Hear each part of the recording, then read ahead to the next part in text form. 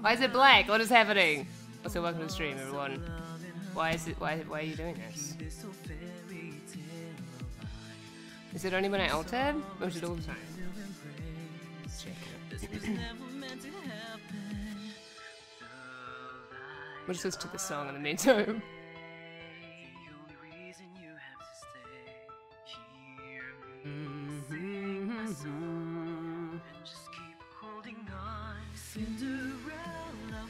No, it is black. Why are you black? Why do you do this to me?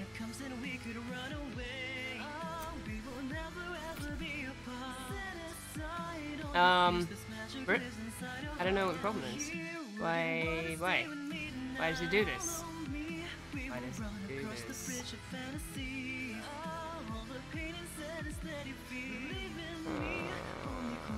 I don't know why.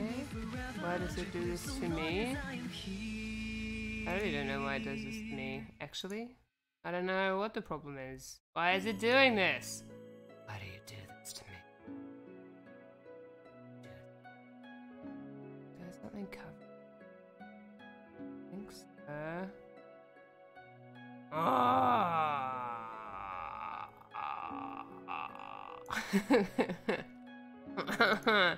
Why does this happen? Why does this happen? By the way, I relieved Olivier of his duties because he's pretty useless. I mean, like, because he links to my channel. Like, I mean, he links to the stream, but he links to, like, he links to the stream. But the embedded thing is just like my channel, and it's like, I don't know, like it doesn't really kind of, you have to read it to realize that he's actually talking about a stream and not just linking to my channel, so it's dumb. I don't like it, so yeah. It's basically it. Yep. Okay, let me try this. Capture specific render. Why aren't you working? Why is it not working? Does anybody know why this isn't working?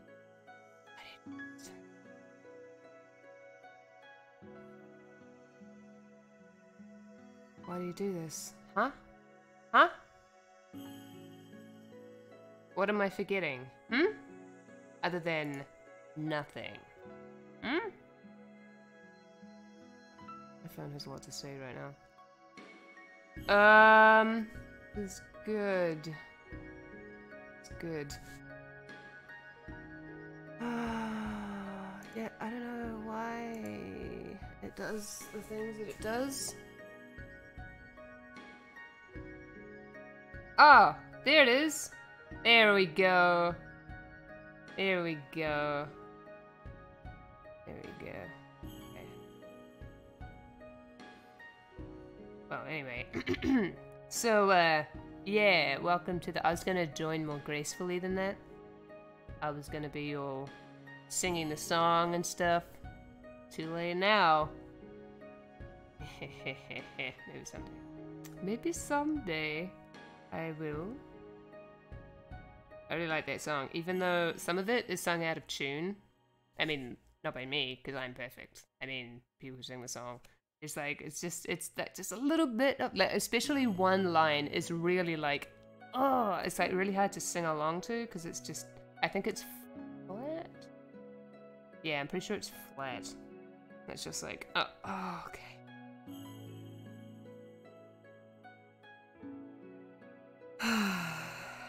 Yeah. Anyway, let me just, oh,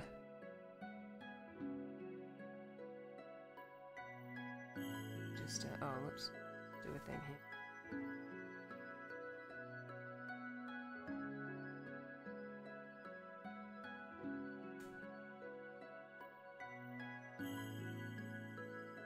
So, how is everyone doing? Hmm? Are you having a good weekend?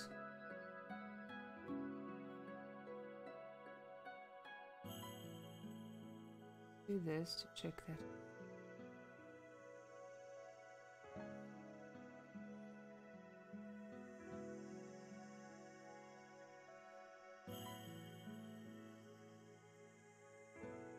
I like how it's being... Oh no, that's just the game doing that.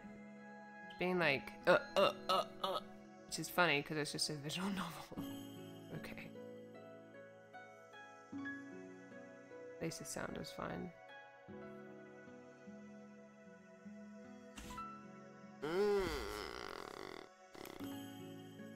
Let me see. This and... Oh, it's up there?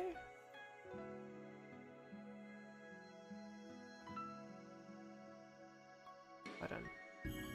I'm just making sure that all the things on my stream work. Why is it doing this to me? Hmm?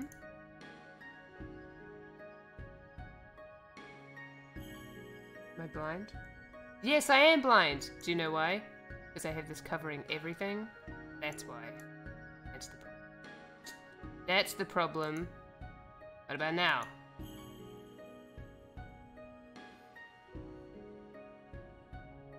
Come on, you know you want to work. You know you want to work. Oh, by the way, I'm trying to get the chat to show. Wondering.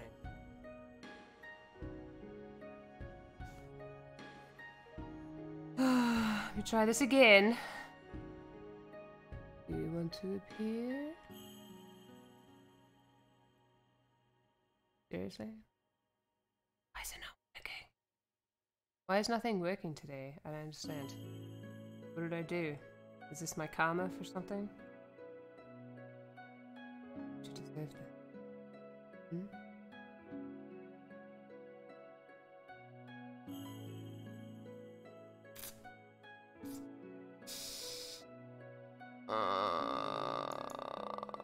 Come on. Why?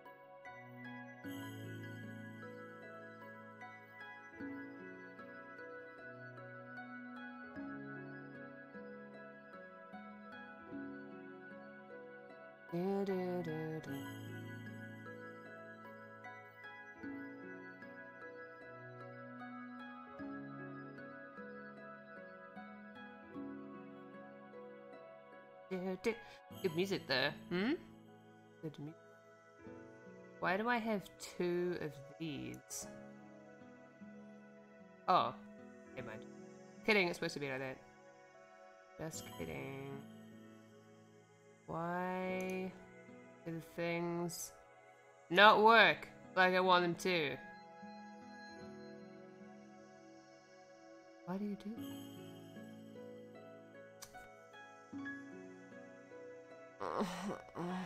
Okay, hold on.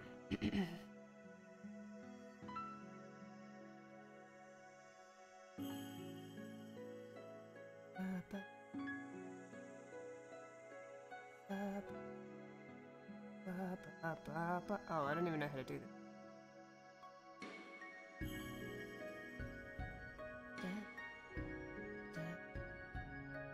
that. Now do you want to work? Who wants to work? Yes, you do.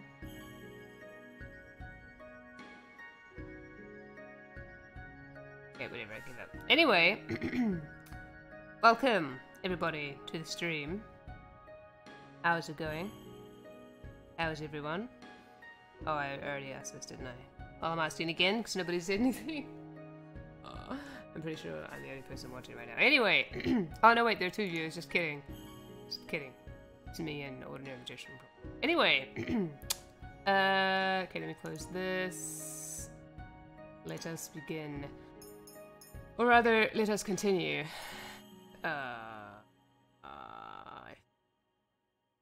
This one. Yes, I remember him saying something about a sunflower. Haha, I knew it. I knew it. Welcome to the stream. Ordinary Magician. Okay, so in the last episode, we started to sort of warm up a little bit to Rumple. He seems to like it when we push him away. He's trying to get me to compliment people and be nice to them. And then we found out that his ex-fiancée cheated on him, and is just in general a dick. So, I mean, the ex-fiancée is a dick. She has... Oh, welcome to the stream, NocturnalOwlie. So, what else was there? She has a bunch of journals of his, which is like all of his memories, which is what he needs. And I think we kind of fucked up by intervening. Yeah. Yeah. But oh well. Anything else happen? Don't think so. Okay, anyway. And you, my little sunflower, just as radiant as always. Let me know, by the way, if the levels are bad and all that. Oh my, Rumple. It's like that whole thing with Bria never happened. Yeah, Bria's his ex-fiancée. He's back to flattering every woman he meets. Overthinking again, princess? I turn to see Karma grinning at me from where he sits at a table. Surprisingly, he's sitting with Julian and Garland today, who are arguing about some kind of knight stance. It's none of your business. No, it's not. But you have such a sad look on your face, I had to ask. I'd appreciate you not staring at my face. I don't need to stare to see that you're in distress. I turn on my heels and begin to walk away, irritated. Oh. Even when I'm among other people, it's impossible to forget the conversation I had with Parfait and Delora. It hovers at the back of my mind constantly. Oh yeah, she just found out that her mother was the witch person. And the big witch person. Who like started the war, or whatever. We've not spoken again since then, yet even now, still taking in what they told me before. My mother, the Tenebrae bearer, and me, a witch. The reason others have always feared me is because of my blood. I suppress a sigh as I attempt to return to my work.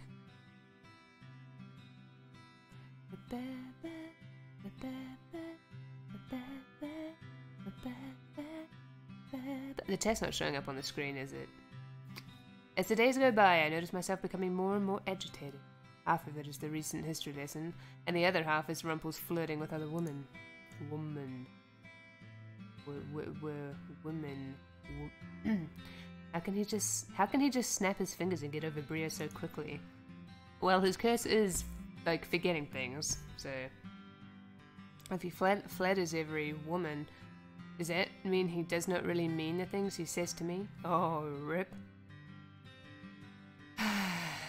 I gather the plates off the counter, put them on a tray, take them to customers. Today, everything feels mechanical. For the last few days, I've been noticing that I walk more stiffly, and that if I walk too quickly, my vision blurs. Probably because of my overthinking. Oh. I stumble as I bring a tray to a familiar customer. The man looks up at me and asks if I'm okay, and I murmur that I am before walking off. The blurriness comes back. What's wrong with me? I look over at Rumple, who's at a table with two girls because his shift is over. Rather than boil over on the inside, I feel myself getting warmer on the outside. The skin feels clammy. Ew. I have to force myself to take a breath as I get the next round of orders. My last order for the day is for one of the girls at Rumple's table. I don't want to go over there. I start carrying the tray toward the table, biting down on my lip as the sway comes back into my step. As I draw closer, I notice Rumple and the girls laughing about something. I grit my teeth and pause in front of them to lay down the tray.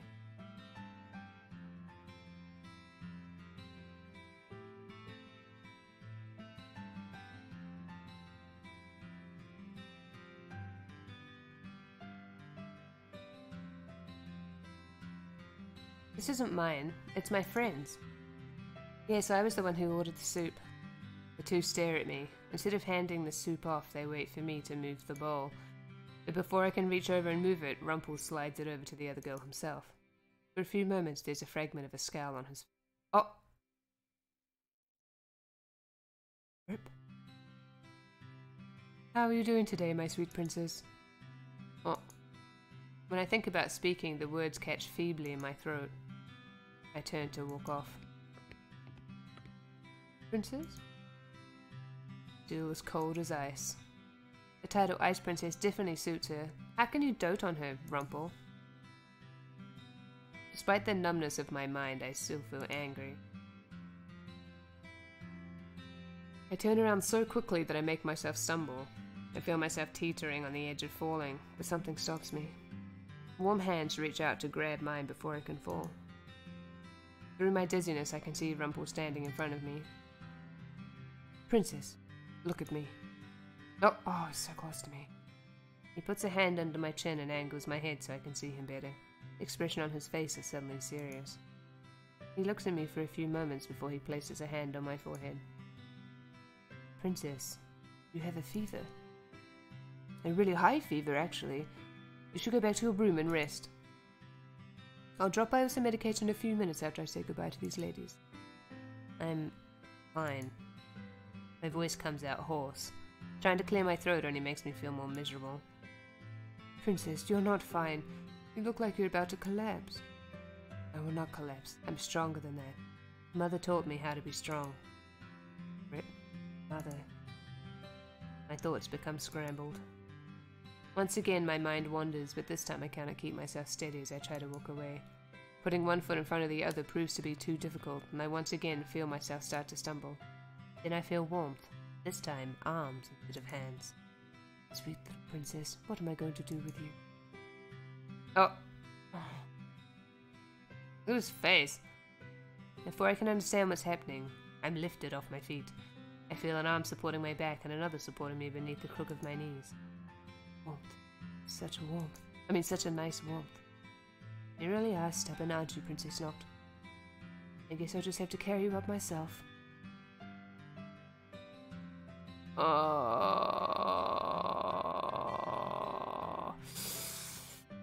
I don't know. Are we still trying to act coy with him or not? I don't know.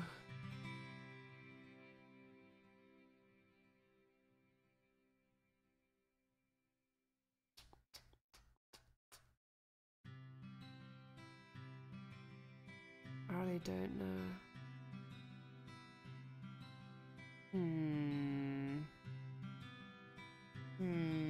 Do you have any ideas? I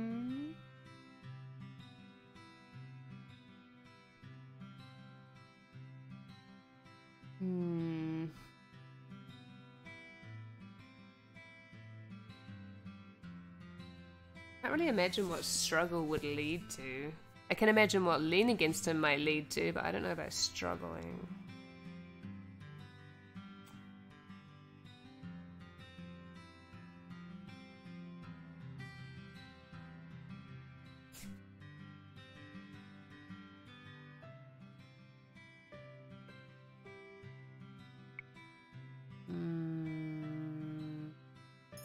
I'm curious to see what struggle does. I cannot just let him carry me up like this. I attempt to move away from him, but my whole body is weak. It's all I can do to try to roll out of his arms, but even that does not work. If you fall, you'll get a bump on your head, you know. Well, I'm not weak. I do not need anyone taking care of me.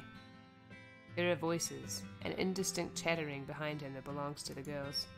Rumple speaks in a low voice. Stubborn she may be. Oh, sorry. Stubborn she may be. My sweet princess is stronger than any other woman I've ever known. He pulls me closer to him and I feel his chest at my head. Then, happy. I know you're strong, princess. Stronger than anyone else, even. But because you are so strong, I know you'll never admit to needing help. Ah, was the right choice. Yes. That's why I'm going to help you without your permission. I'm sorry. Slowly I let myself settle in his arms. I lean my head into his chest and listen to his heartbeat. It's a gentle, sweet sound that makes me feel like drifting to slumber. But not as warm as you are right now, Princess. His voice slowly begins to fade out.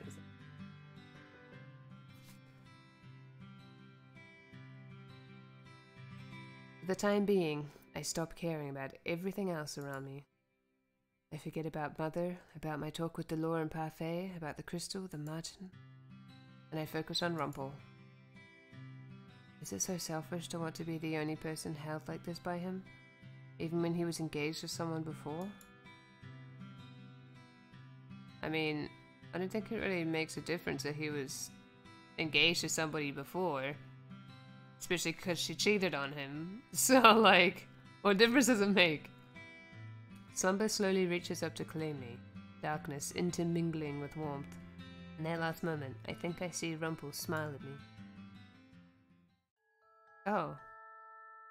Mother, I have to tell you about the fairy tale that the children read to me today.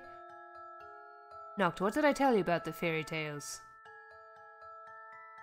That there was a princess just like me. This is too well drawn for a child. She found her Prince Charming and... Fairy tales are not real. But they make really good stories, Mother. They are faux stories. Do you really think it would be so easy to live happily ever after? No, but...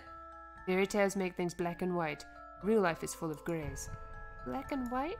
Good and evil. No one is totally evil, and no one is totally good. Even princes are not completely just. So princes and princesses can be... bad? Not. Everyone has darkness to them. The princes that throw themselves into danger are not selfless. They seek wealth, fame, or power. You see, fairy tales are lies, because no one is so selfless and so full of love. People are two-faced. Oh, sounds like you're projecting, Mother. Trust no one. Yes, Mother. No one will love you like I do. To find pure love like that is impossible. Yes, Mother. Whatever you say, Mother, please don't hit me again, Mother. I slowly blink my eyes open. For a few moments the room is blurry and there is nothing but vivid colors before my eyes. My eyes feel heavy, my throat scratchy. I stifle a cough as I blink back tear, and then through my tears I notice a slight motion. Rumpel? Rumpel is slumped in a chair in front of my bed. His head lolled to the side, his eyes closed. He murmurs something in his sleep and then shifts. What's he doing here? I notice a notebook on his lap. What's that journal? I slowly slide my hand out from underneath the covers and reach across the bed. Right as my fingers are about to brush the cover, Rumpel's hand suddenly falls on. Oh. Looks like you're feeling better. He pulls his hand away, along with the book, before carefully setting my hand back down on the covers. At least you look better, but how do you feel? Better. Rumpel looks tired, but his smile is still there. Oh? I won't believe it until I see it. You just said I looked better. That's my own analysis, but you, my sweet princess, don't sound very convinced. My throat is a little sore, and I think if I stood up I'd fall over. Why do you look so surprised? You would usually never admit to such a thing, would you? You would never... What? You would usually never admit to such a thing, would you? You're still most definitely sick. Oh, so close to my face. Rumpel leans forward to put a hand on my forehead. His hand is cool on my hot skin. Our eyes lock as he tests my temperature. After a few moments, he finally peels his eyes away from me and sits back in his chair. Your temperature is down, but you definitely need the rest, princess. You should go back to sleep. And what? And what? Will you just sit there and watch me? The words come out curter than I mean them to, and for a few moments Rumpel looks surprised. Then he laughs.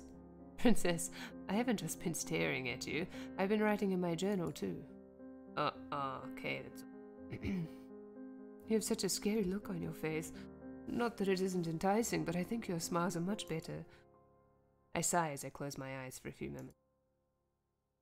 I fight to put my scrambled thoughts together, but one thought in particular keeps resurfacing. For some reason, I can't help but remember the snide woman standing by Rumpel's side, jeering at me earlier. I open my eyes and look at Rumpel. Those women from women. Oh, right. I apologize for their impoliteness. The things they said to you were uncalled for, and I told them that. You flirt with women like them all the time. But why? They're not even good people. Not good people? But, oh, well, I suppose they act differently when you're there. Princess Noct, you're blind to their jealousy, aren't you? Oh. They're jealous of me? Why? My mind turns over what they could possibly be jealous about as my eyes fall on Rumple. I remember the way he defended me to the woman. Is it because you're my partner? It's a lot more than that. It's your grace, the noble way you carry yourself. They would never think I have those qualities. But where else would their jealousy stem from? They're just jealous that I take your attention away from them. Princess, I think you're... Even if they were nice people, I don't see how you can flirt with them when you were just recently in love with someone else. Oh. Normally I would stop talking, but the words continue tumbling out of me. Would you normally stop talking? I don't know if you would. I don't understand how someone like you, who had a fiancé, could still be flirting with... That doesn't make any sense. Noct, just stop. Would you just stop? What you're saying makes no sense right now. Just shh. Shh. Stop talking. How can you love someone if all you do is flirt with other girls? Flattery is one thing, but you cannot just... I mean, it would be different if he was flirting at the same time, but he doesn't have a fiancé anymore. Flatter every girl. Stop projecting, Noct. Stop it. Why are you still smiling at me? I may not remember a lot of things, Princess, but I know for certain that whatever feelings I had for Bria vanished a long time ago. Yeah, that's what happens when somebody cheats on you. The good ones, at least. Rumple. The words break apart as I start coughing. Don't rile yourself up over this. Please rest. Please rest. I slowly lean back into my pillows with half closed. Why do I even care about what Rumple does? Why does it bother me that he flirts with other girls? That's his business.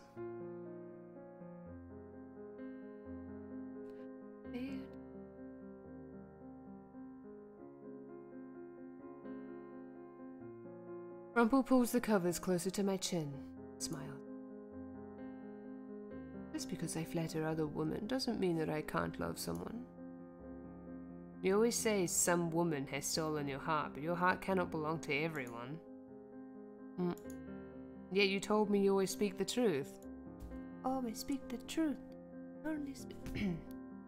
Maybe that in itself is a little white lie. Just some harmless dramatics. But most girls know that I'm being dramatic, Princess. They don't take my words so seriously, even if I do mean my compliments. He stares at me for a few moments, thoughtful. Does it bother you so much that I compliment other girls? Yeah, a little bit. Oh, of course not. That means yes, in Noct language. Though it will be difficult to hold my tongue, I will do it for you, Princess. I will do it for you, Princess. So don't worry. Why would he do something like that for me? Oh my god, why is she so dense? Like, in this whole fucking game, you're so obnoxious. Oh, I wanna slap you. My eyes are suddenly so heavy I have no choice but to close them as I let out a deep sigh. I'm just so annoying. My head is beginning to hurt again. Behind my closed eyelids, I can hear a soft shuffle. Rumple move in the chair. Right before I fall back into the darkness of sleep, I feel something warm and soft on my forehead. Rumple? A goodnight kiss. Oh, okay. His words are quiet, and I can only just barely make them out. I cannot think on them because the pull of sleep is much too tempting.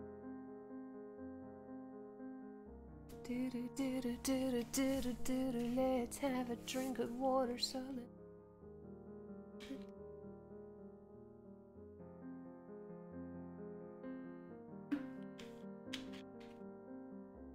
I need to drink so much water when I let's play this game.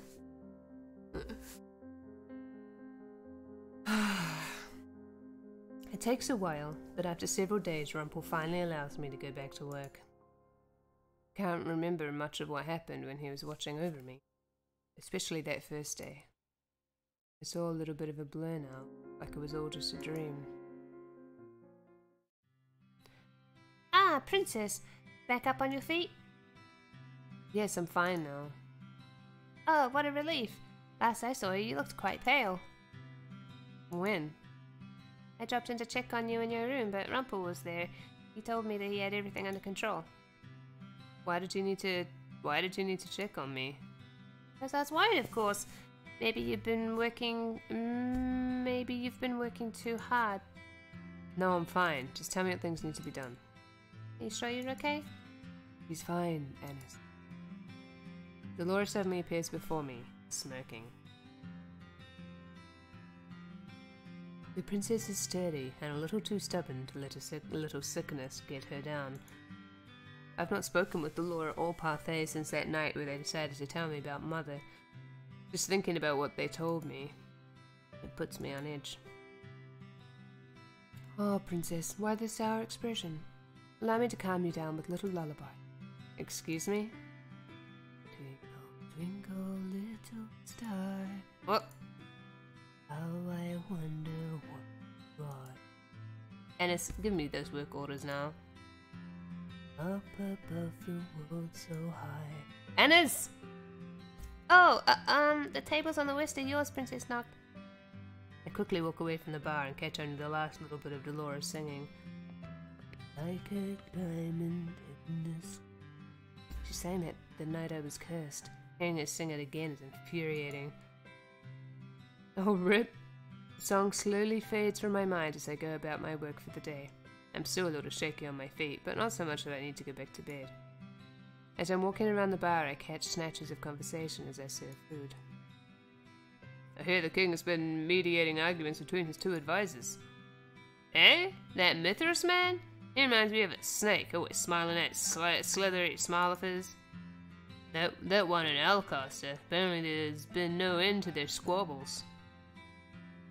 The king missed his monthly visit to the town yesterday, didn't he? I wonder if he's sick. There's been no word from the palace, but I suppose he must have come down with something. Nothing would keep the king from visiting otherwise. What's going on at the palace? What's going on at the palace? Ah, you heard about the incident with the royal guard? Apparently lots of them have been getting dishonorably discharged. Found doing something to dishonor the king's name. Huh? Like what exactly? Not sure. That information is still under wraps. I'm walking forward, not watching where I'm going, when I collide with someone in my path. I thought this was going to be like, I'm walking forward, I must not go back to the palace or something. I thought it was going to be all like, metaphorical. But no. I'm walking forward, not watching where I'm going, when I collide with someone in my path. I feel a hand on my shoulder and then another lifts my chin. If it isn't the lovely princess, you're looking a lot peachier today. Oh. Because you're not as pale? Because the colour's coming back into your skin? I'm still thinking of the king and the situations in the palace and barely hear Rumpel's words. It isn't until he leans closer to me and narrows his eyes that I realize he is so close. Oh, okay, that's an angry expression. Ah, now Sleeping Beauty is truly awake. And here I was hoping I would have an excuse to plant a kiss on your lips, my sweet princess. Not a single reaction today. Not a slight blush, not a slap, not... Are you still sick? Must I perform another examination? Examination? Yes. By looking closely at your face and to your eyes. How are you a doctor, Rumpel? Rumpel stares at me with surprise. I'm not sure where the question came from, just that it was hovering in my mind. What? Princess, you wound me. I've not seen you do anything different from Annis. But my prescriptions. Even the people at the shops could tell us what medicines to buy. Fine, I'll show you. Rumpel's expression slips into something shockingly solemn. He looks at me gravely, extends a hand. If you would be so kind as to come up to my room. Does going up to your room have anything to do with work? Dolores appears before me again, this time without the snide smile. She raises an eyebrow. I don't think either of your shifts are over. She looks at me first. Also, I meant for the lullaby to inspire you, not scare you. For a few moments she looks concerned, but startles me. The lullaby is certainly associated with a terrible memory, but the weight of that memory has dissipated over time, as has my anger at Laura. It's still there, but holding on to that anger does me no good. I sigh and shake my head. You have a terrible voice. Ah, there's the princess we all know and love. She crosses her arms. Anyway, you don't want me to sing you into action again, do you? Come to my room later then, princess. I'll show you proof. Proof? That I'm a capable doctor. Rumple walks off, leaving me with Laura, who looks at me skeptically. A few moments. Something on your mind, princess? There were so many conversations I heard earlier, so many questions that I had. While I do not want to speak to Delora, I may as well ask her about something she might know. I overheard rumors about the palace. Did you know? Oh! Raining really heavily right now. We still haven't confirmed those rumors yet. Look, princess, I know it's not in your nature to trust people. But trust Parfait and me, at least. We'll let you know if something is up. Let me check the lightning real quick. Oh my god, can my phone like calm down, please? Jesus. Thank you. The one thing that's frustrating about phones is it's really easy to accidentally click on something. I mean, it's a lot better than it used to be. It used to be just terrible. Back in like 2012, it was just horrible, but still.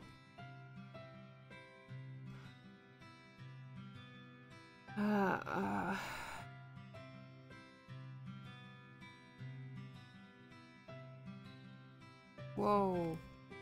I don't know if you can hear that.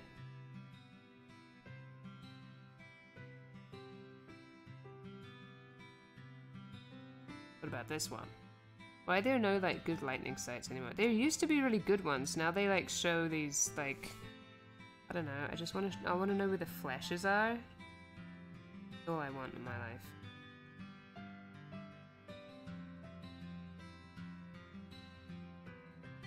Wait, what was that? Oh gosh. Yes. I don't want to know the temperature. I just want what you said you would give me. Just tell me if there's a storm coming. Why is life so hard, Used to be this really good one that I would look at, but it doesn't exist anymore. It's really dumb and annoying. Okay, here we go. That's better. Better map. Thank you. Okay, there's nothing here. Okay. I'm actually, because there was lightning before.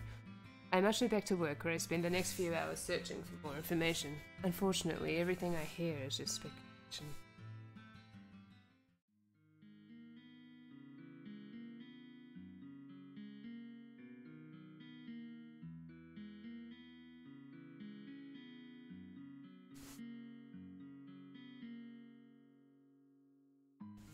Good work today, Noct. Has Rumple already left? I think he went up to his room earlier. Thank you. Annis looks at me, curious. What? You and Rumple have grown a lot closer, haven't you? Well, we are partners. In the beginning you didn't even want him as a partner. And now the two of you are... friends? Friends? Rumple considers me a friend. That should make me happy, but for some reason it makes me feel empty inside. Why? What else could we be besides... Oh my god, you're so annoying! What else could we be besides friends? Cannot possibly think of what it could be. Oh my god. My cheeks feel warm as I try to think beyond the idea of just being friends with Rumple. And I'm such a moron. I'm happy that the two of you get along. Annis, I need to go. I told him I'd meet him for something tonight. Oh, okay. Sorry for holding you up. Annis scrambles off, leaving me by myself. I stand there for a few moments in an attempt to still my thoughts, and then I begin to make my way to Rumple's room. Rumple? The door swings open, and there stands Rumple, fully naked, probably. With a dramatic bow, he ushers me inside before closing the door behind him. I wasn't entirely certain you'd show up, Princess. Normally when you go places with me, it's out of necessity. I only came to see this proof you insisted upon earlier. Proof that you are more than what you seem. He places a hand on my back and guides me over to a chair. He requests that I sit, and I do. Here it is, my proof. You tried to read it while you were sick, too.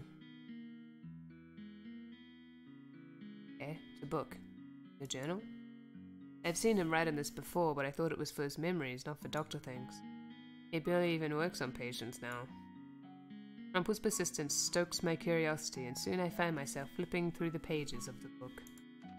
This was the journal you had when the merchant found you on the street. You said it was empty then. It was.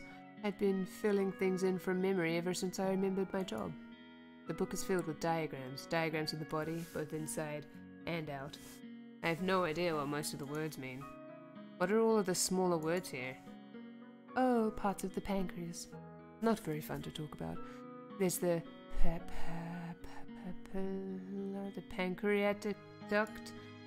Why is it necessary to use such big words for such simple things? For clarification. Sometimes when you diagnose a problem, it isn't as simple as telling a person that their heart is weak. I continue flipping through. Why is Nox so stupid? Why is she so stupid? I continue flipping through it, with Rumple sometimes explaining things that are on the page because I'm too stupid to work it out myself, though I don't ask for the description. Oh, no, wait, sorry. I don't ask for the descriptions if he gives them to me anyway. Well, because he knows how stupid I am. Scattered throughout the journal are journal entries about his life.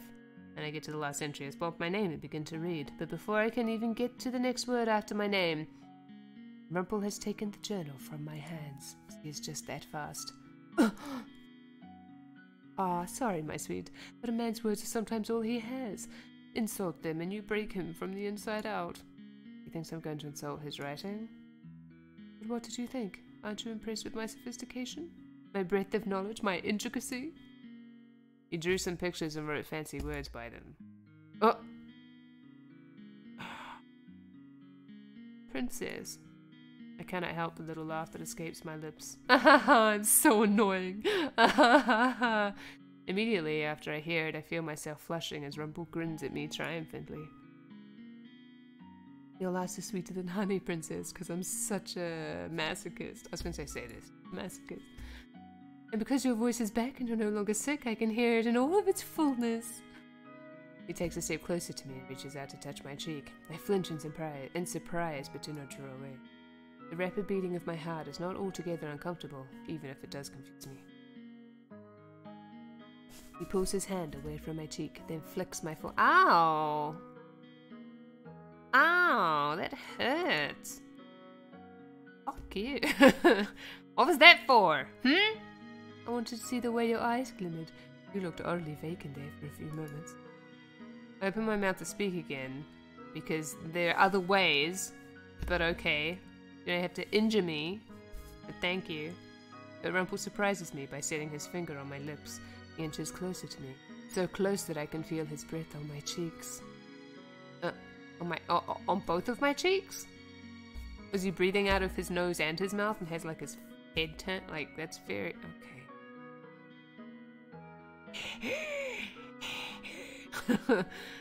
But even when you don't speak, your eyes speak for you. You have beautiful eyes, you know. I'm gonna look away. Look away! He goes again with his compliments. I should be used to them by now, but lately whenever he compliments me, I just don't know what this feeling is inside. I cannot stop myself from I can't stop myself from feeling.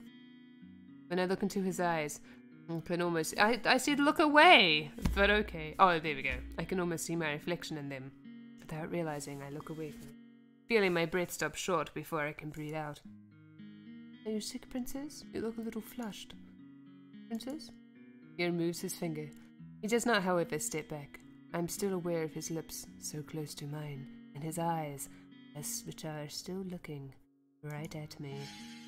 Yeah, got it. This feels different than your usual resistance. Could it be that you're embarrassed? Oh, look at her blushing. He He clears his throat, then starts speaking again. In any case, it's so nice to have you back, Princess. I missed you while you were sleeping day in and day out. You miss me? But you have friends all over the mountain. Yes, but none of them are you. I was going to say that. You're special. My heart plunges like a rock. I can feel it everywhere in my body, reverberating from a place that doesn't feel like my chest. And everywhere in your body? Like even in your feet? Okay. Reverberating from a place, huh? Interesting. Interesting. He lowers his face so that the two of us are seeing eye to eye. I forget to breathe as his hands go to my shoulder. Princess? Yes? I inhale sharply as I get a better look at Rumpel's face. Up until now, I have not stopped to look too closely at his features, but now I cannot stop my eyes from taking them in. Whenever you're sick again, I'll be there to help you, because I'm a doctor, even if you might not believe it. All you'll ever really need is a little vitamin me. In one precious moment, every single bit of energy that had been between us vanishes. I stare blankly at Rumpel as he smiles at me. Look at her face! No? I thought that one was actually good, too. Rumpel pulls his hands away, defeated. I suddenly feel strangely upset. What was I expecting from him? What else could he have said? Suddenly I'm eager to look away from him. I look anywhere but at him, and eventually my eyes fall on a piece of paper. I recognize the name printed on the top, along with Rumpel's signature and the response line next to it. Rumpel moves to stand in front of the desk once more. Oh, that's... You're still writing to Bria? I sent her a letter asking for my old journals. I'm convinced that that's where the last of my memories are, but she refuses to give them to me because she's a bitch. Oh, rip. I glance at Bria's letter, my eyes scouring the words. I make a mental note of the address on the envelope. But don't worry, Princess. I'll figure it out. But for now... He reaches for me, but I duck out of the way of his hand. I have to do this now, while the address is still fresh in my head. I just remembered there's something I need to do. That sounds very suspicious, but Princess, I'll see you tomorrow. I pause at the doorway to glance at Rumpel. See you tomorrow, Princess. Sweet dreams. Good night, Rumpel. Whoa! That heavy rain, though. It looked crazy earlier today because I live just under the roof. So all the rain was like pouring off the roof and like outside my window, and it looked like it was just these massive drops just because there was so much rain. Crazy. But the rain here doesn't last very long. It like rains really heavily for like, I don't know, 10 minutes at the most, and then it just stops. And it's like, it's great. Thank you. I really miss the rain from home. When it will just rain for like days. I'm okay. Done. I seal the envelope over the letter I've been writing since I woke up. And now to have it delivered. After I have the letter sent off with the messenger, I return to my work for the day. It starts first with Mr. Broom, then with the serving. I look for Rumpel, knowing that it's now his time off, and am surprised when I see him sitting not with other women, but with Karma. Oh, the rain. Sorry, I'm crazy for rain. The two of them are laughing together. I don't know if you can hear it. I kind of hope that you can. I guess that advice isn't too terrible. I give the best advice, darling. I'm a man of the heart. Perhaps not as much as I am, but I can give you credit when it's due. What are you two talking about? Oh, Princess. Well, hello there, Princess. Karma's mischievous smile confuses me. Even Rumpel looks surprisingly shaken. No, Rain, come back! Why did you stop? You didn't answer my question.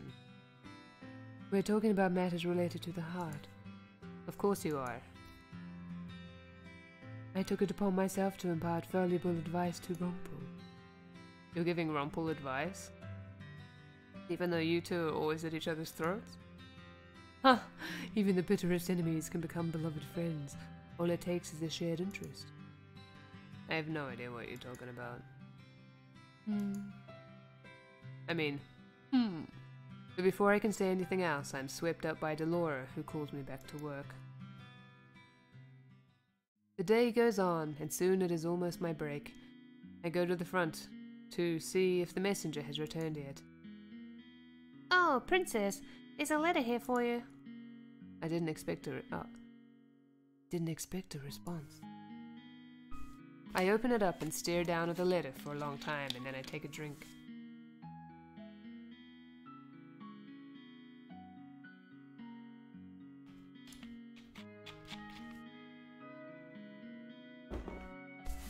Writing love letters to a secret lover, Princess. Rumpel appears behind me, his smile unusually small. He looks almost hesitant to be standing. It is not important.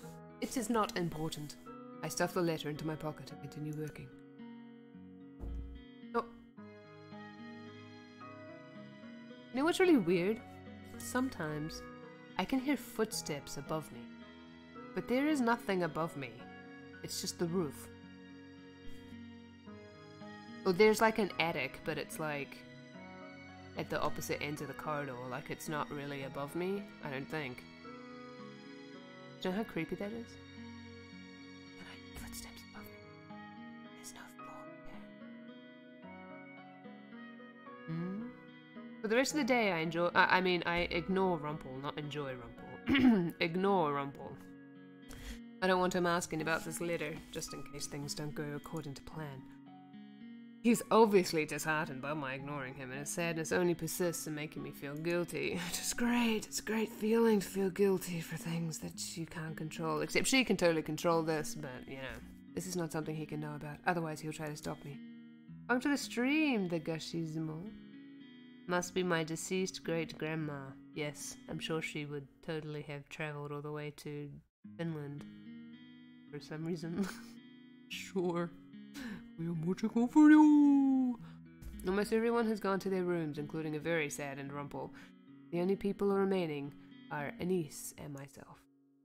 Earlier, Waltz came in insisting that he speak to Delora and Parfait, and so the three of them are all off talking in the other room. Curiosity gets the better of me, and soon I find myself sweeping closer to the door, the edged open quietly, so that I can see what is inside. I didn't think he was still alive. This is very troubling. He must have used a glamour. But the fact that I didn't realize it was him, that I... Is that the princess I spot peeping through the door? Oh. Okay. I try to hide, but all of the eyes in the room catch me before I can do so. Do you eavesdrop on people often, Noct? I had no real reason to eavesdrop on them besides my curiosity. There's no harm done, Delora. Noct, are you almost done with your chores?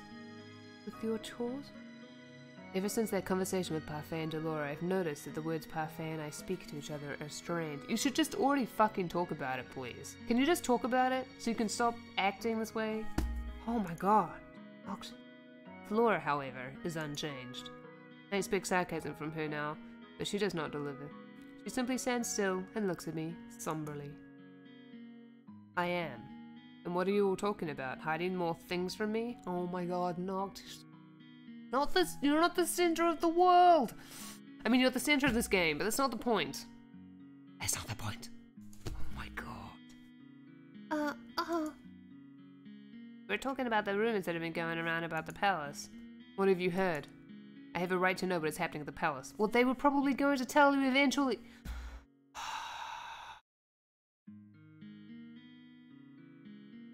I can't deal with people who think they're the center of the universe. I just can't. I can't.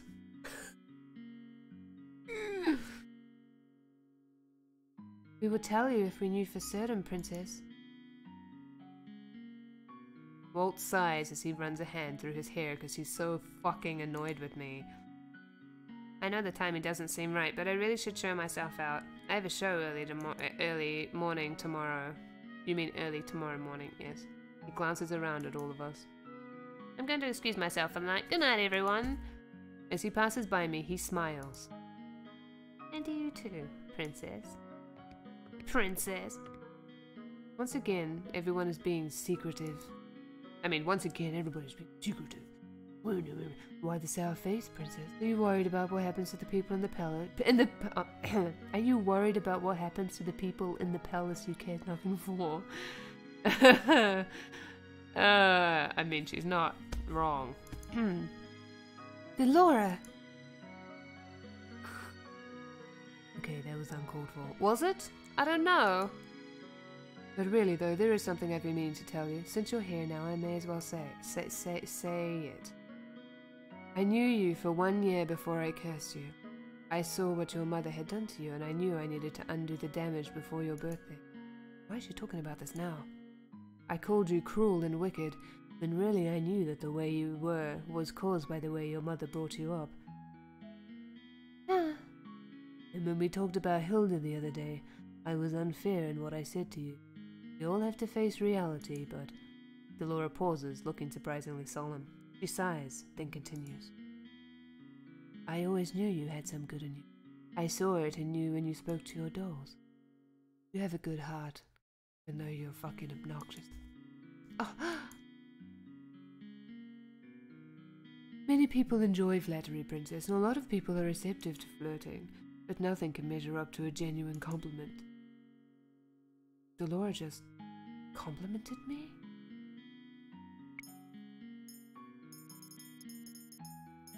I don't know. I feel like she should say thank you, but at the same time, doing ... seems like her. Maybe just ... Let's just ... Did Delora just compliment me? I feel surprisingly light. Rumpel was right. A genuine compliment does make me feel good, but does she truly mean it? Still no thank you, huh? Well, we'll have to work on that. Rip. Delora. What? You always ruin the mood, don't you? Oh. Is it so wrong to get my hopes up when all I want is for the princess to thank me once? You did curse her. Not many fairy tale curse victims thank the casters. Yeah, and not everybody is really able to say thank you to compliments. Like, some people just find them very uncomfortable. And like, saying thank you is like you acknowledge the compliment, so it's like you're saying, yes, I am wonderful. I'm not necessarily saying that I think that way, but people do. Like, there are other, like, you can just, I don't know, it's like you shouldn't really give a compliment expecting somebody to thank you. Like, it's nice if they do, but it's like not everybody reacts that way, and it's like you're complimenting to get something out of it. Like, it doesn't make any sense. It's like, no, stop it. It's like donating money to a charity and expecting them to give you something. Like, stop it. Stop it. Touché. Thank you. Thank you. See, now that's it. Oh, what's this? My lovely little princess is in here with you too? Ah, Rumpel, you're early tonight. Of course it's nice to say thank you, but yeah. Surprised to see me, beautiful? It's different if somebody compliments you and you go, I know, I am incredible. Yes. That's different, obviously, but that's not what Noct does, so. Rumpel's earlier anxiety is gone. He looks at me with unbridled enthusiasm. If you're here to talk to Parfait about medicine, then I'm out. Noct, you should leave too.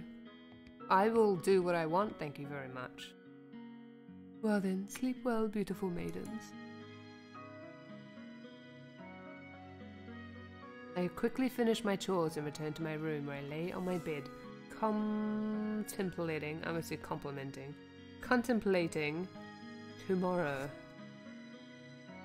Cannot believe Bria wrote me back. I mean, what? I cannot believe Bria wrote back to me. Tomorrow I'll meet with her and hopefully she will agree to give me his journals. I hope this works, for Rumpel's sake. And so I can get another slipper piece. Chapter 8. Shh. Yeah, that word. Chevalier. Chevalier. Chevalier. Yeah. Chevy. Chevy. Today I'm outside by myself. I think if Parfait or Delora knew, they would do worse than scold me. I shuffle uncomfortably as I sit at the little cafe Bria told me to wait for her.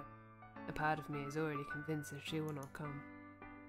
When I wrote her that letter asking for Rumpel's journals, and she responded so easily, I was a little suspicious, but it was really the only chance I have. The only chance you'll have at what? I don't remember her voice. Bria appears in front of me, not looking altogether unpleased, but still not smiling. Also, another drink! Ah! Life is hard.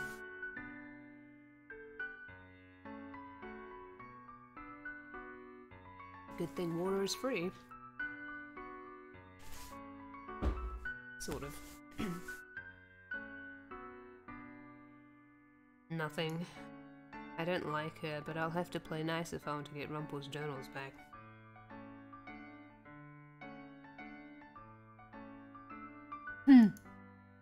Thank you for meeting me out here. Bria takes a seat in front of me, her expression still flat. You asked me in your letter why I was refusing to speak to Rumpel, and then you told me you wanted to meet with me to find out why. You want the journals too, don't you? She reaches into a bag and pulls out a few journals that I assume are Rumpel's. That's not a few, that's 2. So she does have. I know in your eyes I must seem the villain, but I'm not the only one at fault in this relationship. No? Did he make you cheat on him? Years ago when I met Rumpel, he was as he is now. Flirtatious, charming, over the top. And yet his compliments still made my heart sore. His compliments may be shallow, but Rumpel is far from it. I pined after him for years. He was learning medicine, and I was starting to take over my mother's sewing shop. In the first years that I knew him, Rumpel always complimented my work, even though it was nothing special. He insisted we do trade-offs. When we started dating, he would offer me flowers and trinkets, and in exchange I would sew him some article of clothing. I can see he's still wearing the scarf that I made him. The scarf was from Bria? Oh, rip. We fell in love. Rumpel became a changed man, more serious. He became a doctor, and I opened up a shop. It was supposed to have a fairy tale ending, but her expression falls again as she looks absently down at the table. We saw in each other ideals that didn't exist. Love can be shallow, or it can be deep. I felt our love was deep, but in truth, I only ever knew the very surface of Rumpel. The surface? I saw his kindness, his charm, and his drive to do what was right. But then, as time went on, I also saw what that meant. The world is a place where only the strong survive. People are kind, but they would take advantage of those who are too caring. Oh, not everybody. Those sound like Mother's words. I shudder as I think about Mother's pessimism, the same kind that lies in me. It is a realistic way of looking at the world, but it's also so dismal and cloudy that it's impossible to see any light within it. Rumpel helped a lot of people. Many of them were wonderful people, and I was always happy to see him do so much. But then he started putting other people above himself, and because we lived together, that meant me as well. Oh no, it's so terrible that he treated you so well, you poor thing. Maybe it sounds petty to you, but no woman wants to live in poverty. I look at her skeptically. In the back of my mind, I remember the convenience of luxury, of so much money. I then recall the feeling of living poor on the streets and flinch. We had a house and we had a reputation, but Rumpel refused money most of the time. He helped lots of poor people, but he also dried out our wallets. Oh, that's kind of a rip. And whenever I brought it up to him, he would smile, as if that could just get rid of all of our problems. He made a name for himself as a doctor who helped the poor for minimal money, sometimes for free. And even when I told him we needed more money, he put other people first. He was so selfless that he became selfish. Oh, rip. And I told him before that he should have accepted money, that he needed it. So selfless he became selfish. Interesting. I had to go behind his back and find payment. What I was making wasn't enough. So I went to find his patients and tried to ask for money. I became almost like a beggar. Can you imagine my humiliation? Grandpa put his patients before Bria. Oh, that's a rip, actually. That's a bit of a rip right there. I was convinced he didn't love me, and my love dwindled for him. Our relationship became strained. Bria goes on to explain the events that happened between her and the nobleman. He was one of Rumpel's patients, and when she went to ask for the money he'd originally offered, the two of them became intimate. But it was short-lived, and when the nobleman left her behind, Bria had to deal with a soured reputation. Well, maybe you shouldn't have cheated on your husband. I mean, yeah, okay, things are bad, but like... my goodness. I can fill you in if you like. I wanted to make it up to Rumpel. I thought I could salvage this relationship, maybe even start over and teach him what was right, but that is not my place. She sighs deeply, gestures at me. I mean, you can't, it was still you do it, you can't blame him for that. You can't say your husband made you cheat on him. Like, you can't do that. You can say that you cheated on him because you are upset, but you can't, like, blame him for it. I mean... unless he was, like, hitting you or something. Maybe then it's okay. Scary outdoors place. Oh, I see. She sighs deeply and then gestures at me. I share blame in all of this too. But so does Rumpel. That's why I've decided to let this all go. I mean, you could have broken up with him and then gone with the person. No? No? Whatever he does now, you'll have to deal with because you're his partner, right? Bria hands me the bag of journals. Oh, yeah. Don't look so surprised. You came here for these, not to listen to me. Also, welcome to the stream, Crummy. I thought on it last night, and I have no reason to keep them around when they'll just continue making me bitter. I'll have to rely on myself for a while, but that's fine. Sometimes it's easier to keep to yourself than to trust others. She moves to stand up, but I surprise myself by reaching out to grab her hand. Oh, how dare you touch me! Bria, I don't need your pity. I am not trying to pity you. I thought the same thing. What? I still think the same thing. It's so much easier to close the world off. It's so much easier to trust no one but yourself, but it should also be a balance. That's what Rumpel has taught me. And I want to teach him how to have a balance. How to have balance too. You're falling for his kindness the same way I did. You fell in love with him even though you told yourself he was shallow and unrealistic. Oh. My heart thumps once, loudly on my chest. Love? Love? I can read it right off your face. I know how it feels too, but... don't get wrapped up in an ideal little girl. That is my warning. If you can help him, actually help him, then you're meant to be together. But otherwise, trusting Rumpel might only break your heart. I'm not a little girl. I know how to be realistic. My words trail off as I look at her helplessly. Bria surprises me by speaking up quietly. Thank you for listening to me. She pulls her hand away and slowly smiles at me. It is the first honest smile I have seen on her face. I feel something warm at my chest, and then a bright light emanates from my necklace. Oh, I'm on fire! I'm just kidding. A good deed? For listening to Bria? I think that's what they said. I clicked too fast. I was excited. I glanced down at the bag of journals, then down at my necklace. Da, da, da. I touch the pendant. The new piece brings a brief smile to my lips. I have 2 good deeds now. Only one more and I can break my curse. Magic? Is this another fairy tale curse? Yes. I mean, yes. Your name was Noct, wasn't it?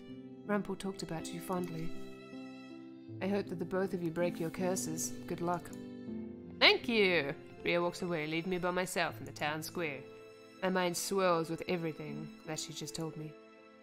I still cannot bring myself to like Bria, but I feel more closure now. But now, something new plagues my mind. How could I fall in love with someone like Rumpel? The more I say it, the more it becomes a certainty, but rather than fill me with joy, it only makes me... Time. I cannot think about this now. I turn on my heels to head back and bump promptly into my van. Oh, it's him. Hello. Oh, sorry, madam. He smiles at me and then keeps walking. I stare after him, feeling slightly uncomfortable. With the mask and cloak, the man reminded me of the performer. I make my way back to the Martin with the bag of journals, still struggling to keep my mind from wandering. Every time I think about Rumpel being so close to me or his kindness toward me, I feel jittery inside. Despite everything that Bria said, I cannot stop these feelings. These feelings are annoying. Yet even as I think that, I know it is not the full truth. Do I really? I hear the Martin's door opening, and out steps Will. The minute he sees me, his eyes widen and he runs towards me. Princess, where were you? I was running an errand. I held out the bag, but it is little to ease Waltz's frustration. We were all looking for you, and we got word that the witches have found you. Rumpel already went out into town. What? I'll go... Please, Princess, stay inside. His expression softens somewhat, till all I can see on his face is worry. I'll go get Rumpel. Okay, bye. My mood feels completely dashed as I enter the Martin to whispers, both relieved and disappointed. Surprisingly, I get away with just a lecture from Delore and Parfait. It seems as if there's something else on their mind, something that most likely involves the rumors circulating around town. They went downstairs for a long time for Rumpel, but neither him nor Waltz appear. Where are they? Oh, it's raining again. I retire to my room later as I wait for news. Waltz eventually returns, saying that Rumpel is still out because he had things he wanted to do. I have no idea what that means, but it unsettles me. Should I go find him? Yeah. I stand and stop for a few moments to look at the bag of journals beside my bed. Here I was looking forward to giving those journals to him. I make my way toward the door, turn the knob, and look outside. Princess! Before I can even think about saying anything, I feel his warmth envelop me and I freeze. One of his hands moves to the small of my back, where it remains and smiles down at me. I caught you just in time, my feisty sweet. Did you plan on escaping into the dead of night again? Blushing? Have words abandoned you in wake of my dramatic appearance? I hurriedly pram myself away with a little gasp. A few steps back, I can see... why are you gasping? A few steps back, I can see him in full, and I notice the bouquet he carries. I'm glad to see you back, Princess. Only sorry that I couldn't make it back here any faster. I had a few errands of my own to run in town. Rumpel holds out the bouquet with a glittering smile. Like buying these flowers for the girl that I really like, for instance. I stare down at the beautiful bouquet made up of white lilies, but the appearance slowly leaves my mind as I think of what Rumpel just said. He bought them for a girl he likes, not for me. Oh my god, what's wrong with me?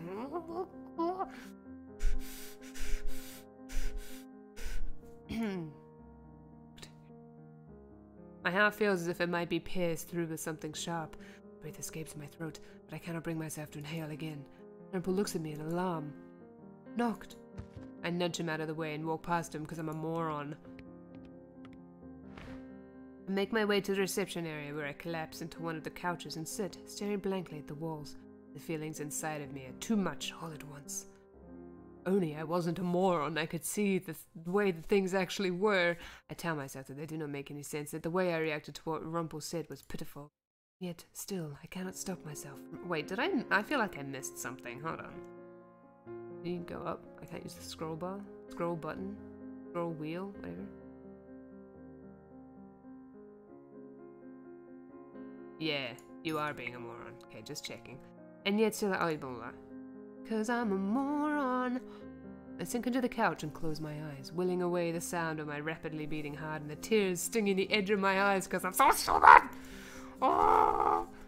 You moron. No. Why? Why are you such a moron? I'm not weak. I will not cry. Mother told me.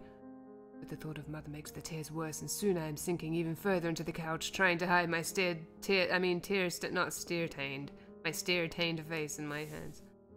Mother, Bria, they both said the same things, that I'm a moron. They both see the bad in people, and I too have seen the bad in them. When I was on the streets, no one in Angel showed me kindness because I was a bitch.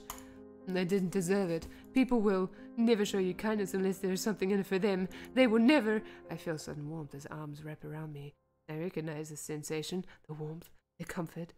It is also comforting, soothing. I must be the worst person in the world to make such a beautiful lady cry as a sin that I must atone for. My body stiffens, but I do not pull away. I listen to the sound of his heartbeat against my ear, and slowly but surely, the crying dies away. My eyes are sore by the time I finally manage to still the tears. I feel drowsiness descend upon me like a blanket, and I will fall asleep. Slowly I pry myself from the arms holding. Hello, my love. I messed up again, didn't I? I do not see the bouquet in his hands, but a journal. I guess I did the wrong thing. I didn't get the thing. One of the journals I brought back for him from Bria. Why is he even bothering with me? I'm such high maintenance. Like, holy shit. I mean, I know I'm a princess, but this princess complex? Holy shit. It's so frustrating. Ah, stop wasting your time with her. Just like move on to somebody who's not frustrating. One of the journals I brought back for him from Bria. You're capable of a lot more good than I am, princess. Just look at this. He reaches out and touches my necklace. I glance down at it. Oh my goodness. It's still there. You got my journals back for me. I saw them in your room.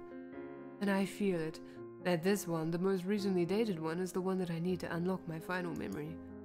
I grasp the second, incomplete glass slipper around my neck and breathe out. This really is from retrieving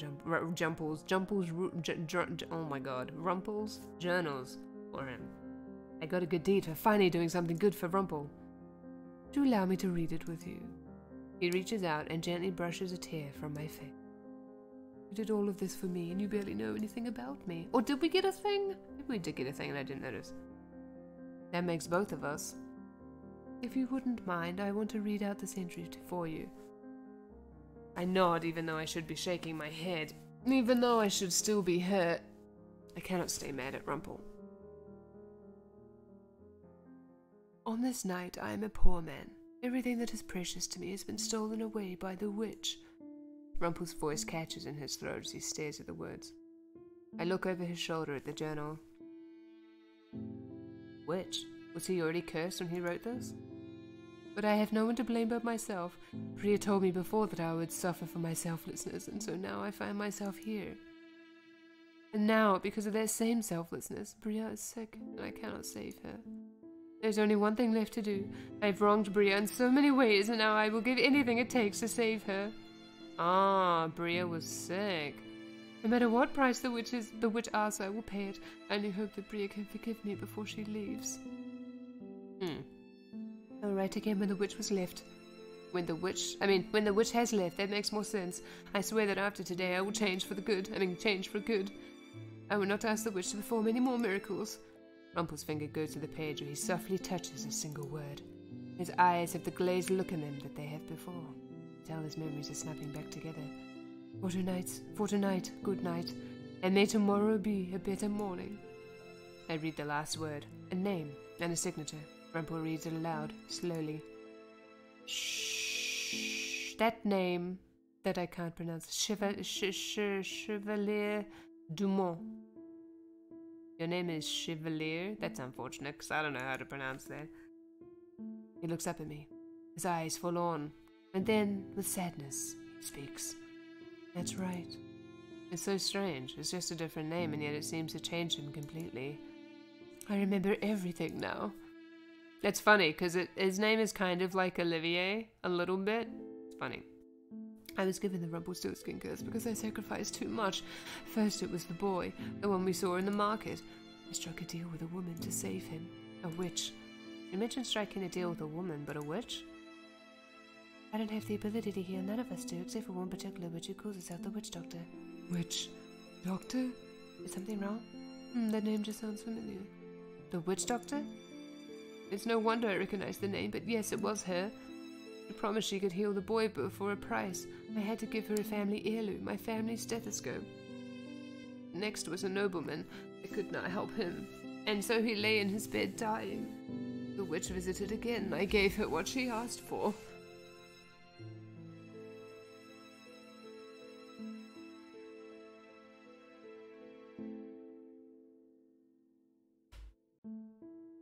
What did you give her? My engagement ring. Bria found out. She told me she'd never forgive me. And then she chased the nobleman to ask for the money we desperately needed, and well, you know the rest. Oh, rip. He gave away things that were precious to him, all to help those people. Then Bria got sick. I made one last deal with the witch because I was desperate to save her life. It wasn't until after she healed Bria that she told me what she wanted. She wanted your memories. I don't remember what happened exactly. I think I panicked because I suddenly lost my memories. I ran out into the alleys, bumped my head on something, fell unconscious. And then I woke up here in the tavern. I had no idea who I was or how I'd gotten cursed. Rumple. Chevalier's expression grows more somber. I deserved to be cursed, but, after everything I had done, I was so selfish, an idealist maybe, but I hurt Bria because I refused to see reality. Wait, you had an engagement ring?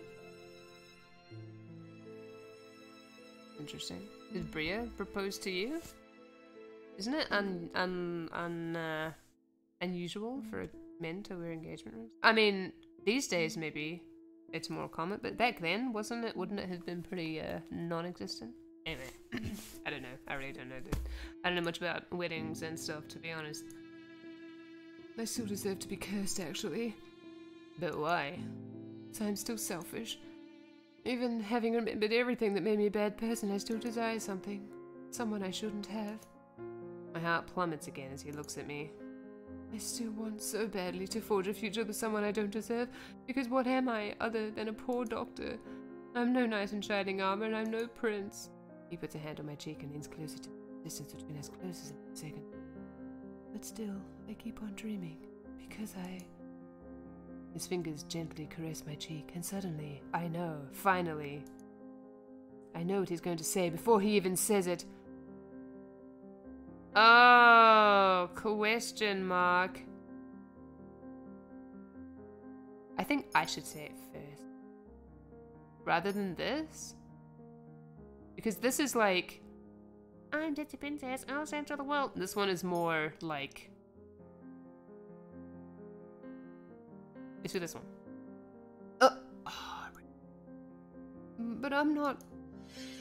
Ha ha ha ha. Yes. Whether you're Rumple or Chevalier, you are the same person. I'll just say Olivier. Whether you're Rumple or Olivier, you're the same person. You don't need to be a knight or a prince. Why am I talking like this? He accepted me. Still does. Mother told me that humans were untrustworthy, but Chevalier smiles at me. His other hand on my back and pulls me closer. The smile is so genuine and so gentle. The same smile I had grown to love. I don't know what happened to. Oh, okay. Okay. Whatever words I had been meaning to say die in my throat as he leans forward and gently his lips on mine. And then we suck fair. I feel more grounded than I've ever felt before. I also feel like I'm flat. I set my hands on his chest and flex my face into her shirt. He runs his fingers gently down my face, then down the length of my neck. Kiss feels too short, yet I am still breathless when Olivier pulls away from me, just enough so that I can see his eye. I love you, my sweet princess. I love you, my sweet princess, for your smile, for your laugh, for the way that you look out for other people. You're bold and feisty, and you remind me of a firework. You are beautiful, inside and out. Are you sure about that? Because, the compliment warms my heart in a way that makes me feel like it might be melting. He reaches behind him and holds out the bouquet. These are for you. You like lilies, don't you? I took the bouquet from him and would bring it to my nose. These have always been my favorite flower. How did you know? Because you told him. You told him before. Chevalier grins at me. I mean, Olivier grins at me. It is so similar to his previous smiles that I know he must not have changed. The first time I gave you that white chocolate flower, your eyes lit up. Oh, actually, maybe she didn't say. Maybe she was just thinking about it. I figured out that Olivier was perceptive before, but the bouquet in my hands feels all the more meaningful now. Princess, I swear that I want to try and change. For you. You should do it for yourself, too. Myself? You should spoil yourself more. You should spoil yourself more, too. You always give to others, but don't take for yourself. Now you know what you did, and you can change things. If Bria can, then so can I. Giving away his engagement ring is actually kind of selfish. Because, it doesn't just mean something to him, it would have meant something to Bria, obviously, otherwise she wouldn't have reacted that way. So it's more like he's just giving away his yeah, I can understand now what Bria was saying. I mean, it's so terrible that she cheated on him. Bria? I went and spoke to her when I was in town today, while I was getting the bouquet as a gift for you. We had a talk about moving on. I didn't understand it fully, and I don't think she did either, but we've both agreed that we should. You didn't understand? What? What is there to not understand about moving on? So I'm going to change what I can, Princess. And I promise that I'm going to help you break your curse, just as you helped me break mine. All the good things I have done are for you. Oh, look at her blushing. It's true. But you've done a lot of other good things too, even if they may not be big enough to count for your 3 good deeds. It just so happens that your curse is very picky. Good things. Even though I'm still curd and say more hurtful things than not. I finger the necklace at my neck and thought, maybe Olivier is right. Maybe I have changed, and it is a good change. I sit close to Olivier as the night goes on. He tells me a little bit about his past, and I tell him about mine. About Mother in the palace. The night is not one for advice, just listening. The night, not one for advice. And I remember what Olivier told me once, that listening can be just as meaningful as advice, that listening to others can help you understand them. God, because I'm so fucking oblivious to everything, I can't possibly have known that just out of common sense. Because my mother was a dick and taught me how to be a sociopath, and he was right.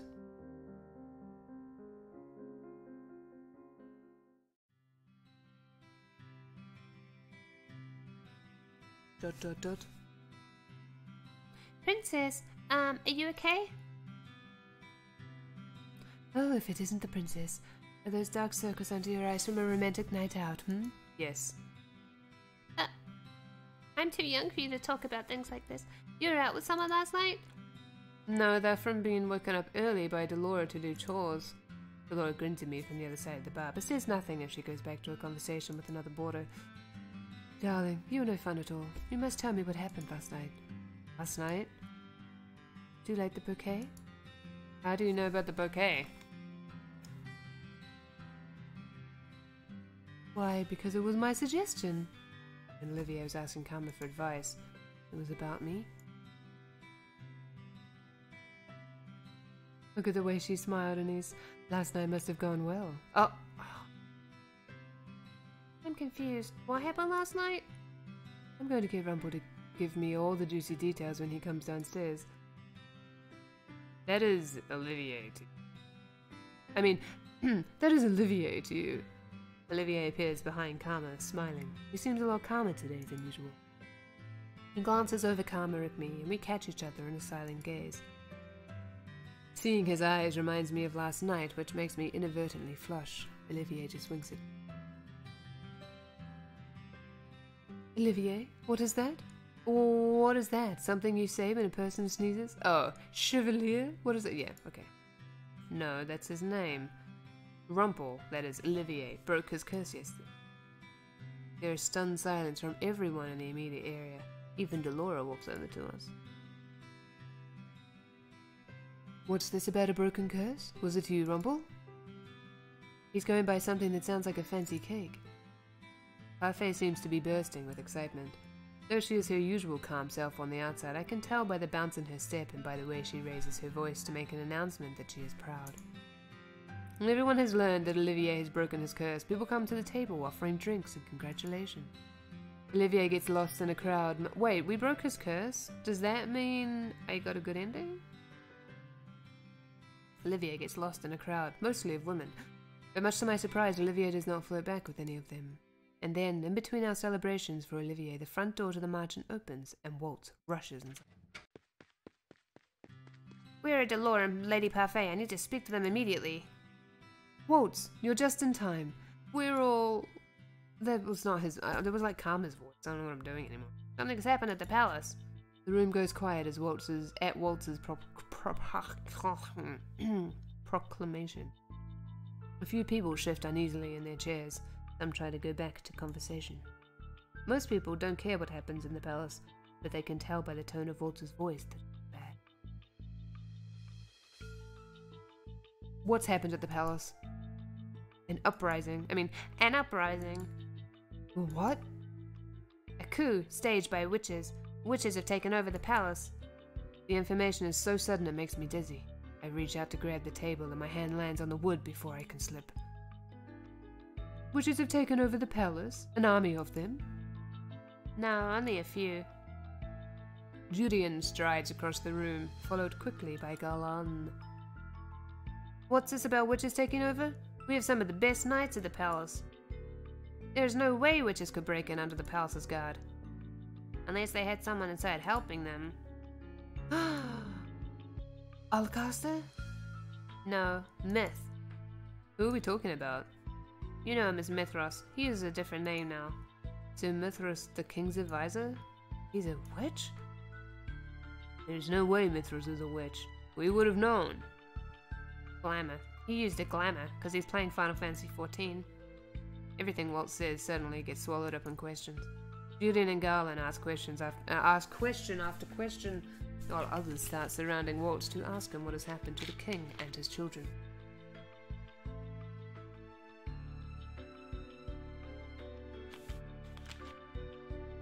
Well, that was like a very audible drink of water. I try to step closer to listen, but I cannot hear over the frantic voices in the room. I'm not sure if my mic picked it up or not.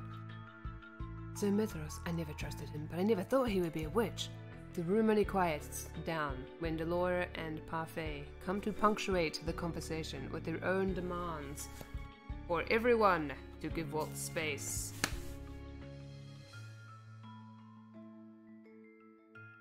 The Martin boarders are all taken into the reception room, where Walt stands at attention, waiting to answer questions. He explains that he was looking into a rumor about Sir Mithras from only a few days ago when he found out about the witches' uprising. It was a surprise attack orchestrated by Mithras, who let the witches in through a secret entrance to the palace. Alcaster was killed during the uprising. Oh, he was killed? Oh, really? Many knights are injured and are currently being tended to in clinics and hospitals around the town. Ah, right. After his explanation, I feel even worse than I did in the main room. Oh, sorry, that's not him talking. After his explanation, I feel even worse than I did in the main room. There at Walt's at a loss. What of Fritz? Fritz? Sir Alcaster's son. Fitzgerald. He was my personal knight. Sir Alcaster was killed during the uprising. Where did they put Fritz? Was he working with Sir Alcaster? Or with Sir Mithras? Did he escape? I'm sorry, Princess. I haven't heard anything about a knight named Fitzgerald. Was he killed? The thought makes my heart plummet. No, Fritz could not possibly be dead.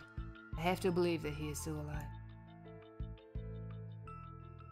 I feel Olivier's hand on my shoulder, briefly, before it slides off. Are any of the king's knights remaining in the palace? If they are, then they've either been forced to turn against the king or they've been killed. Oh, welcome to the stream, Red Games. Yes. Is Mithras sitting on the throne? No, he usurped the king, but hasn't taken his throne. Waltz turns to me. Expression softens. Princess, feel free to ask me whatever you want. I'm sorry I didn't answer your questions earlier. I have so many questions, but I suppose I'll ask them one at a time. What has happened to the king and the others? I'm not sure. From what I've heard, the king and his family, your family, are still alive. Never cared for any of my stepfamily. Hearing that they were okay is still a relief. Mithras may be keeping them prisoner for now. What is the glamour that Sir Mithras used? Dolores steps in to answer that question. To answer the question. Glamour is a high-level magic used to conceal one's identity. It keeps even other witches from sensing you. Have you never played Final Fantasy XIV before? Parfait cast the same magic on you shortly after you came to the tavern. It was to protect you from the evil witches. Glamour can only be conjured by the powerful witches. It sounds as if this witch has been using glamour to hide himself from others. Do you know Mithras? It was a long time ago. We both shared the same teacher. Teacher? Wait. Waltz, are you a... Yeah, I'm a witch. He smiles at me, but is weak and does not reach his eyes. Myth was always very competitive. Oh, that's why he uses a nickname. I thought he had died at the end of the Great War, at the end of World War I, but he's been in the palace this whole time. His disguise is so simple. I should have realized his name was so familiar, but... I should have realized his name was so similar, but... You couldn't have helped it. That's what the glamour does to you. Maybe if I wasn't cursed, if I had more of my magic, I would have been able to sense him. Who has claimed the crown? As of right now, no one. Yeah, his eyes? Yeah. The king's been kicked off...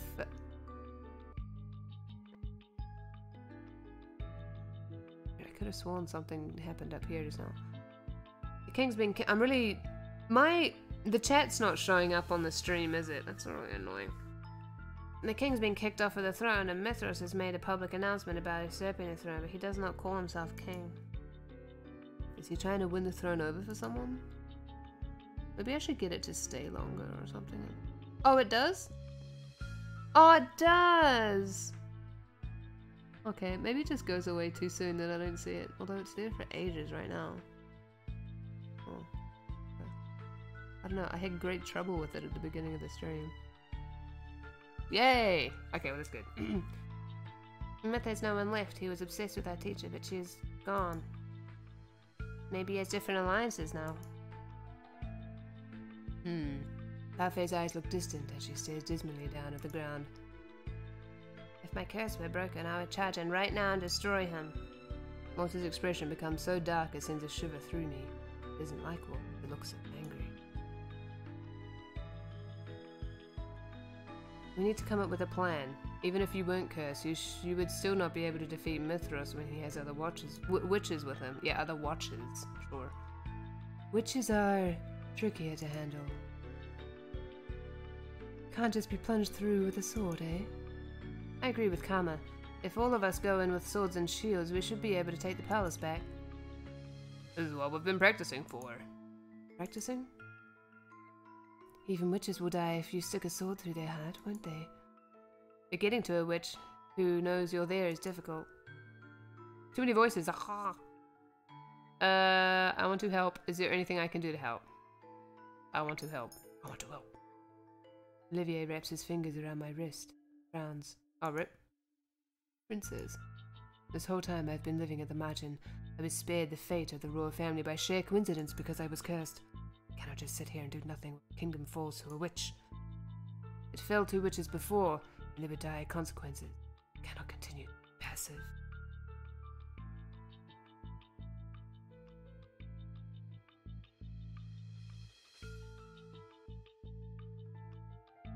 I will not let myself be like mother. Princess, I am NocturalOwlie, the crown princess of Angel, and I will not stand by and watch when the kingdom is in turmoil. The room goes quiet at my statements because I sound so fucking weird. Olivier's fingers loosen on my hand. I can see a ghost of a smile on his face, though it underlies his sorrow. Spoken like a true princess. Whether or not you want to help, princess, you really can't. You won't be able to use magic until your 18th birthday. Too bad you're not 18 yet. Ha ha ha, that's when you become a hero. Cannot let that stop me. I will find a way. Conversations in the room continued for a long while. At some point, It is said that volunteers are needed at the hospitals and clinics for the injured soldiers. Olivier immediately volunteers, and I go with him. No? Maybe not. Okay. Only afterward does he look at me. Princess, I'm sorry. For what?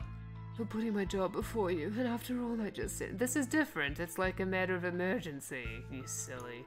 He told me he was going to try his change.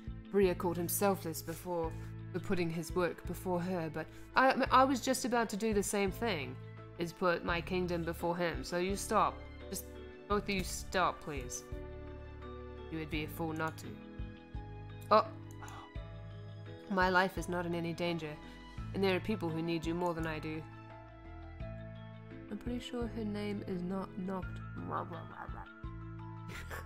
I'm pretty sure it is, actually. So do what you do best. Yay. Princess Noct. I promise you I will do whatever I can to help you as well. As the meeting disbands, I am left standing there, quiet. The last to leave is Walt, who promises me he will make things. I'm going to trust everyone. I am going to trust everyone. Yeah, that's a good approach. Why can't you just trust in moderation? It's to be everyone or no one. But I am also not going to stand idle. Oh, you mean you trust everyone? No, I am going to trust everyone. That makes more sense. But I am also not going to stand idle. I will make things right, somehow. As is my responsibility as crown princess. Oh, Noct. Chapter 9. The Witch. Oh, I didn't mean to click past that. Okay. Ah, another long night. The two of us are on our way back to the market after visiting a clinic in town. We were there for hours, and it's a relief to be out in the open, where I can feel the wind on my skin. Are you okay, Princess? I know that what you saw must have been difficult. I'm sorry I couldn't shield you from the majority of it. I volunteered to help Olivier at the clinic part-time, but it is worse than I had expected. Good, that's what I hoped you'd do. Many of the soldiers have severe wounds. I thought that most of the injuries sustained by the knights during the upheaval were only minor. Yeah, if they were only minor, would they really need to go to a hospital? But I was wrong. Their injuries are much worse. Princess. He reaches out and laces his fingers through mine, then gives me a soft smile as he squeezes my hand. Are you okay? I'm fine. It's only been 1 day since the uprising at the palace. I thought that there would be less blood. I was wrong. Is this what things were like after World War I? I think World War I was a bit worse, actually. No, I wasn't a fully certified doctor after World War I, but I was an assistant. It was far worse than this. Yes, thank you. I mean, there were more, casualties to begin with. We cannot have a repeat of World War I. Well, rip. I do not know why Mithras would kill Sir Alcastor and take the throne without claiming the crown, but the witches already have a name in it. I cannot help but remember the wide smiles Mithras gave me when I was still living in the palace. Every time I felt his eyes on me, I felt there was something strange about him. And yet I didn't. There was always a cloudiness to his eyes, something unreadable. He was excellent at his job, but always an enigma. A sudden breeze chills my skin. Let's go back before you freeze out here. The two of us begin our walk back to the martin. Thoughts of the palace, the king, and my step-family cloud my mind. Since I've been staying at the martin, I have not seen Rod once. That's true, we haven't really seen him at all on this path. I was never sure if it was because he was ignoring me, or if it was because he only wanted to speak to Parfait. Regardless, I hope Rod and his family are okay. I would never wish this treatment upon anyone, not even to ones I hated. As we walk, I glance up at Olivier, whose head is tilted skyward. I catch the glimmer of lights in his eyes and smile. Even for just a moment, I can forget about everything when I am beside him. He has a way of taking the weight off my shoulders. But as the crown princess, I cannot let others carry my burden for me. I must find ways to protect the others, even if it means putting myself in danger or harming someone in order to protect someone else. What do you think is the easiest and fastest way to kill someone? Oh, it's quite a question you asked there. Olivier's body goes rigid beside me. He stops to stare at me, wide-eyed. I'm asking just in case I'm ever in danger. I have never fought anyone before. I can retaliate, but I don't know how to actually harm anyone. To kill someone is to end a life. It is stealing away a life that others might love. You bear the burden of that death for the rest of your life. I pull myself away from him. But Mithras is not an innocent man. Would you rather he kill the royal family instead? No, it is not that, Princess. I know he must be stopped at any cost. It's just... I would never want you to have to kill someone. How would you know what it was like to kill someone? You've only ever helped people, not hurt them. You saw the soldiers in the clinic today. You saw how close some of them were to death. Did you see the hollow look in their eyes? I have seen that look many times. It is the look of a man who clings desperately to life. Every life is precious. And a life is still a life, whether it's vile or not. It is still a responsibility you have to bear. I mean, I don't know if people would feel very bad about killing, like, Hitler. I don't think many people would be like, oh man, I killed someone. When it's like someone that bad. I mean, I don't know. I know how valuable and fragile lives are because I have helped so many people. We stand quiet for a few moments, facing each other. I know I'm at an odds with Olivier. He speaks the truth, but I also know that I speak my own version of the truth, too. The world is a place where only the strong survive. People are kind, but they will take advantage of those who are too caring. Bria told me that Olivier was so selfless he became selfish. She told me that he never had anything because he gave everything to others. His kindness has hurt others, and I fear that it has a likely chance to hurt him as well. What if his reluctance to hurt anyone causes him to be the one that is injured? Olivier suddenly breaks the silence. Most people think that the easiest way to kill a person is to stab them through the heart. Those people would be wrong. He puts his hand over his heart and stares dismally down at the ground. He removes his hand briefly, but only to reach for mine. Wouldn't it be kind of hard because of the rib cage? Like, you'd have to get it really precisely in the right place. Isn't it like the whole point of the rib cage? He takes my hand and settles it on his chest, slightly to the left.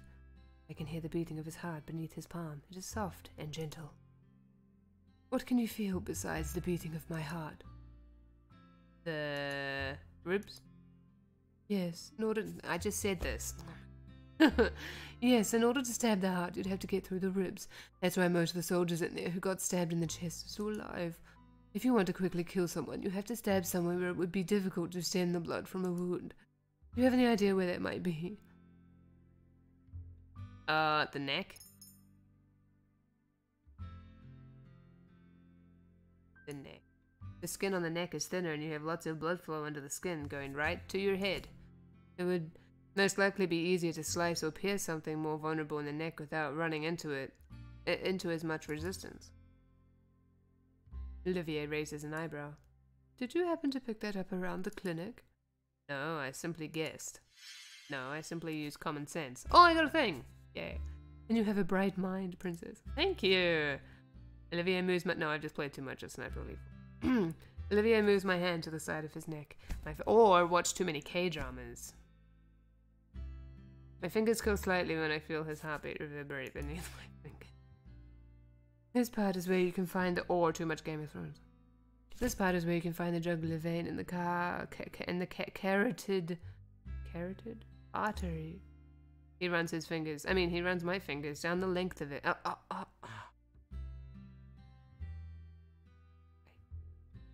didn't need to know that. And I shudder. A mischievous smile. But yeah, I bet it does. Not only does cutting at the neck stop blood from going to the hip, but it also makes it spurt. Now my head's in the wrong place. If both the vein and the artery are cut, it only takes a minute to bleed to death. Thus, one of the best ways to kill a person would be through the neck. Why are you telling me all this now? What do you mean, why are you Oh my god, Noct. Because you asked? Because you asked? Noct!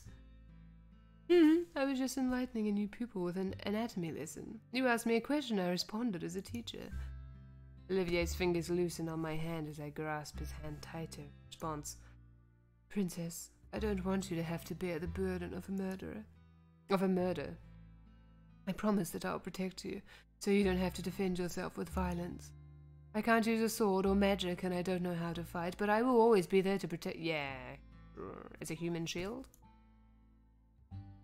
I may not have an abundance of muscles beneath these sleeves, but I am a doctor. No one Oh, do you have a time machine, then?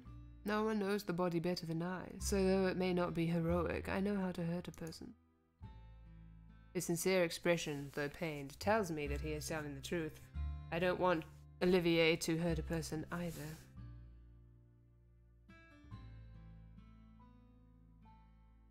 It would destroy everything that he has worked toward as a doctor.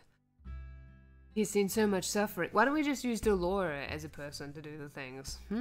Doesn't she not have much magic or something? He has seen so much suffering and yet always seems untouched by it. I would do anything I can to protect his positivity. The Marchen was quiet when we returned. Everyone had already disappeared into their rooms. And so I went straight to mine. I also forced Olivier to go back to his. He has been on his feet all day, and he needs the rest. I plopped down onto my bed as soon as we returned home. I glanced briefly to the side where Olivier's bouquets in the vase parfait had given to me. And then I had a drink. Who is it? Parfait. Oops, I didn't mean to click on that. Oh, although I will save. Somewhere. There we go. Parfait. Come in.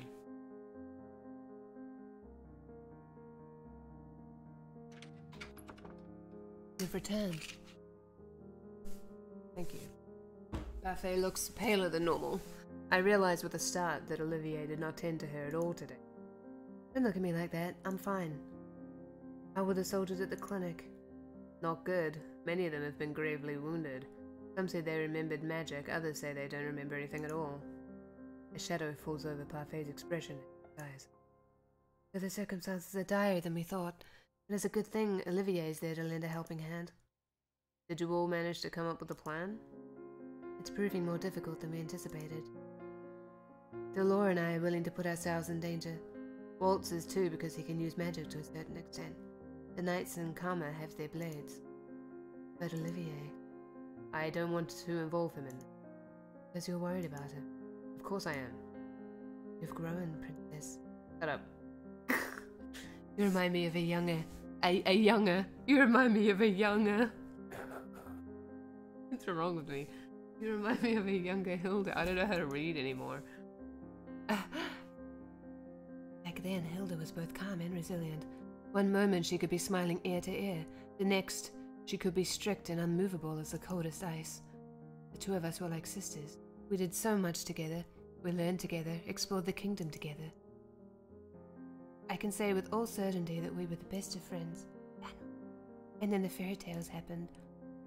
When Hilda killed the first human, she was corrupted. Her darkness swallowed her whole. I don't remember a time before Mother was corrupted, so I can't imagine the woman Parfait describes. I know the old Hilda would have wanted to show you the beauty in things, princess. She would not want you to suffer. I'm sorry you became so embroiled in things. It was inevitable. If Delora hadn't cursed me, then I would still be in the palace, and I would be just as helpless as everyone else. So while I'm out here, I have the responsibility to help everyone. I touched the incomplete glass slipper at my neck. I still haven't even done 3 good deeds. Don't look so sad. You will complete your 3 good deeds and things will go back to normal. And of course, you'll still have friends here when you return. And come your 18th birthday, Delora and I will teach you about magic. Waltz is eager to help too. But for now, our top priority is a plan. Rest easy, princess. Things will work out. It's hard to believe that this problem could be so easily...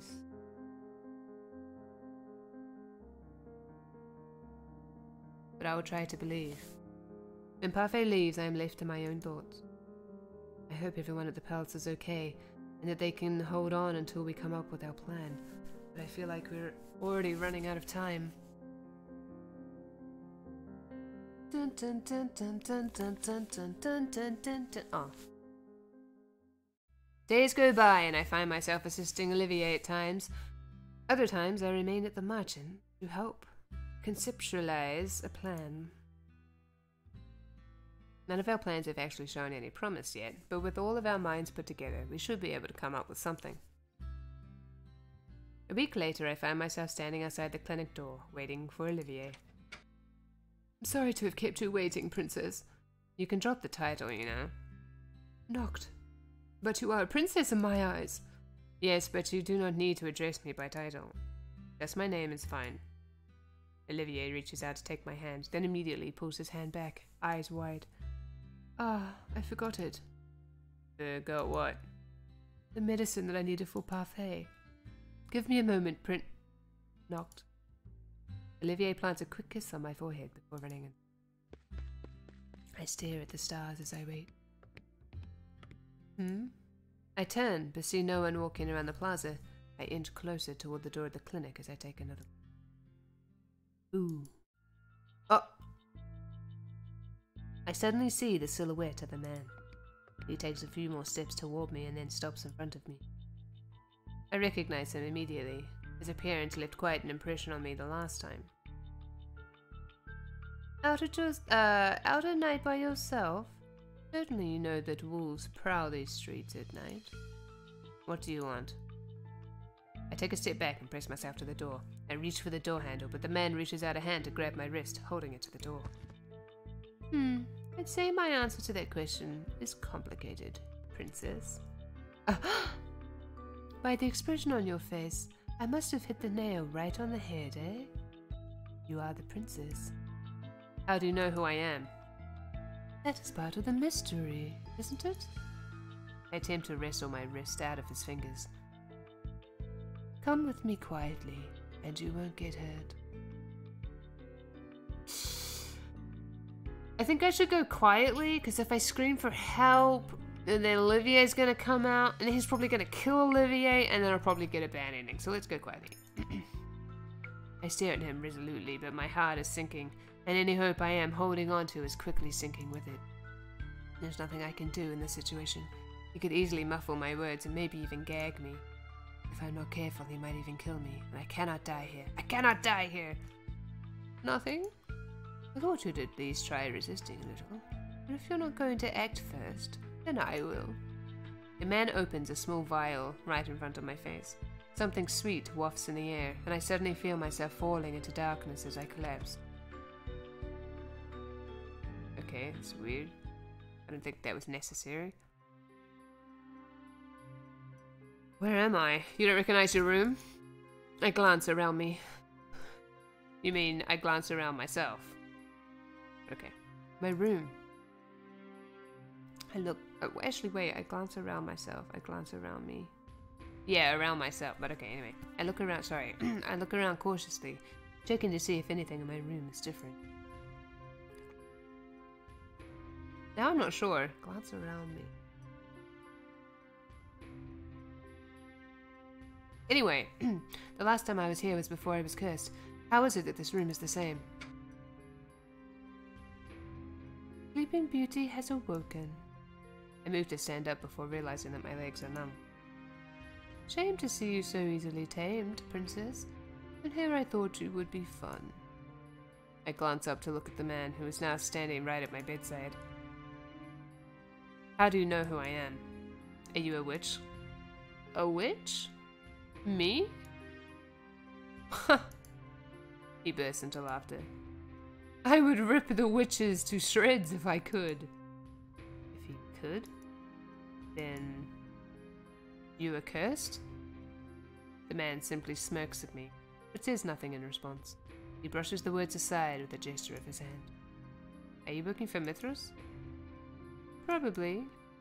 I glare at his vague answer. My name... Sorry, did your voice break there just a little bit? Like, how old are you? My name is Varg, and I have been assigned to be your personal knight. I already have a personal knight. Oh, you mean Fritz? I got rid of him. You... No playing with the Queen's daughter, Varg. Oh, wait, it's Mithras. Oh, wait, what's his voice? No playing with the Queen's daughter, Varg. Mithras enters the room. Now he stands in the doorway, eyeing the both of us with a smile that is so oddly reminiscent of his usual one that it makes me sick. Mithras. Princess, you look more and more like your mother every day. Why, the scowl on your face is almost a perfect reflection. He moves to stand in front of me. At the same time, Varg begins to take slow and careful footsteps to the edge of my room.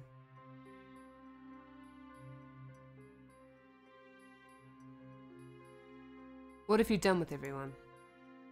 Inconsequential or consequential? What? Mithras clicks his tongue impatiently. Inconsequential or consequential people? I narrow my eyes at him. I have no idea who he defines as inconsequential or consequential. Where are the king and the rest of the family? Where is Fritz? Were you the one who killed Sir Alcaster? Inconsequential and consequential then. Inconsequential and consequential then. To start, your knight is gone, princess. I've replaced him with Varg here. And Alcaster, well, we had a common cause at first. We both wanted the crown. Sir Alcaster was also betraying the king, the king. But Alcaster was a brute. He wanted to needlessly kill the royal family and steal the crown for himself. First, I thought he was calm and calculated. But it turns out that he was just a power-hungry fool. Though I did want to take the crown, I wanted to avoid the bloodshed of certain important. Mithras smiles at me. It's a look that makes my blood run cold.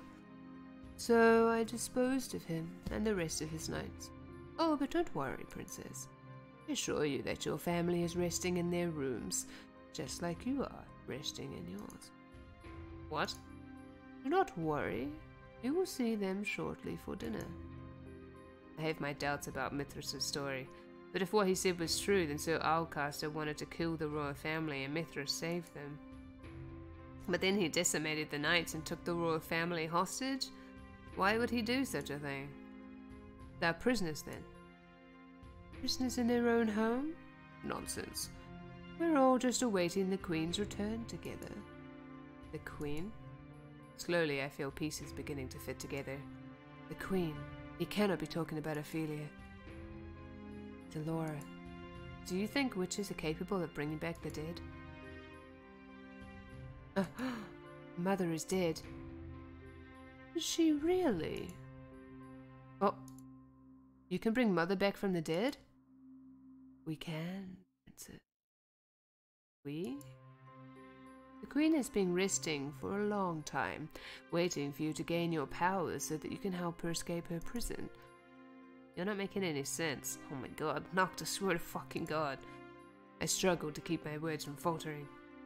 How is Mother alive, and what does he mean by a prison? You drive me crazy, Noct. The Tenebra Room is the Queen's prison. It is linked to the Queen's power. Though others presume she was dead, the Queen sealed the last of her powers inside the crystal. All she requires is your power, princess. My power? When you become the next bearer, you will have the ability to release the Queen from her prison. My birthday is in a week. That is when I meant to take on the responsibilities of becoming the bearer, though Parfait and Delora never went into more detail beyond that. You'll finally get to see your mother again, princess. Still cannot quite take in everything he's just said, for some reason, even though he has hardly said anything. However, if Mithras had approached me before the curse, I would have helped Mother in a heartbeat. But it was Mother who was the last Tenebran bearer and the one who brought darkness to Angel. I once believed that Mother was the only person to ever love me. Now I know that I was wrong, that she shoved me in from a world that I should have known. But still, even now, she was... I take a deep breath. But I cannot afford to be selfish. I cannot put anyone else in danger. I will not help you. You don't have a choice, princess. I have set the stage for my queen's return. All that's left is to free her from her cage. We will speak more of this at the dinner, not the dining table, the dining table. Mithras left the room, leaving me briefly with Varg. Varg smiles at me beneath his mask, then brings his index finger to the temple of his head and loops it. Loops it. He mouths the word crazy. Oh, really? That's creepy as fuck. You said you would tear witches apart, so why do you serve Mithras? A good question. You're not going to answer me. How perceptive of you, princess. He smirks at me before following Mithras out the door. I am once again left by myself in the room. Everything Mithras just told me swirls through my mind. My mother, alive. And he killed everyone only to take the crown and keep it for her. A shudder runs through my body. She cannot return. I spend the next hour looking around my room for things that might aid my escape. I know where everyone else's rooms are too, but I have no idea how heavily guarded they are, and I doubt I could help them. I must return to the mansion. I test the window, but it's locked, probably with magic. I search my shelves. The dolls that used to comfort me can do nothing for me now. Last I check my drawers, but though there are many things in them, there is nothing that looks like it would help my escape. As I am searching, I come across a box and pause to pick it up. Oh, it looks like chocolate. I remember this. It was given to me by Mother with strict instructions not to open it and always keep the key hidden. I search the drawer again for the key. The moment I begin to set the box down, I see a small golden key at the bottom of the drawer. I pick it up, and I'm about to open the box when I stop. This is hardly a priority right now. Oh my god, I'm fucking knocked, I swear to god. I set the key down next to the box because I'm a moron. I should be searching for a way to escape. I turn to see Varg's smiling face at the door. You look like a criminal who's just been caught doing something naughty, says the criminal himself. Maybe we're meant for each other. I narrow my eyes as he approaches. Behind his back I can make out the open door. Don't even think about it.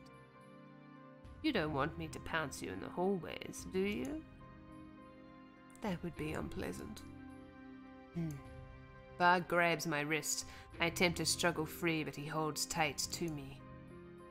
I will be your escort to dinner tonight. I keep my head held high as Varg escorts me from the... What's in the box? Why do you do this to me? Ah! What is it with me and playing games that have boxes that we're not allowed to see the contents of, On the way to the dining hall, I glimpse the rest of the palace. It is mostly empty save for a few soldiers that are alive for some reason. The soldiers that do stand there have a glazed look in their eyes and look right through me. Puppets. A spell cast by Mithras. Varg does not answer me as he pulls me through the hallway. Because it's a really stupid question. Soon I find myself in the dining hall. The guards usually standing by the walls are gone. Now there is only the royal family, and they seem to be unharmed. I can see recognition in the king's eyes. My heart flutters as he stands, or tries to. He manages to rise, but only just barely. I notice that his feet stay firmly planted. Everybody's bodies look exceptionally stiff. Is this some kind of spell? Probably. You were the girl that was outside my palace months ago. Mithras, what is the meaning of this? I notice that the king is not at the head of the table as usual. Everyone sits on the table's sides except for Mithras, who is at the far end.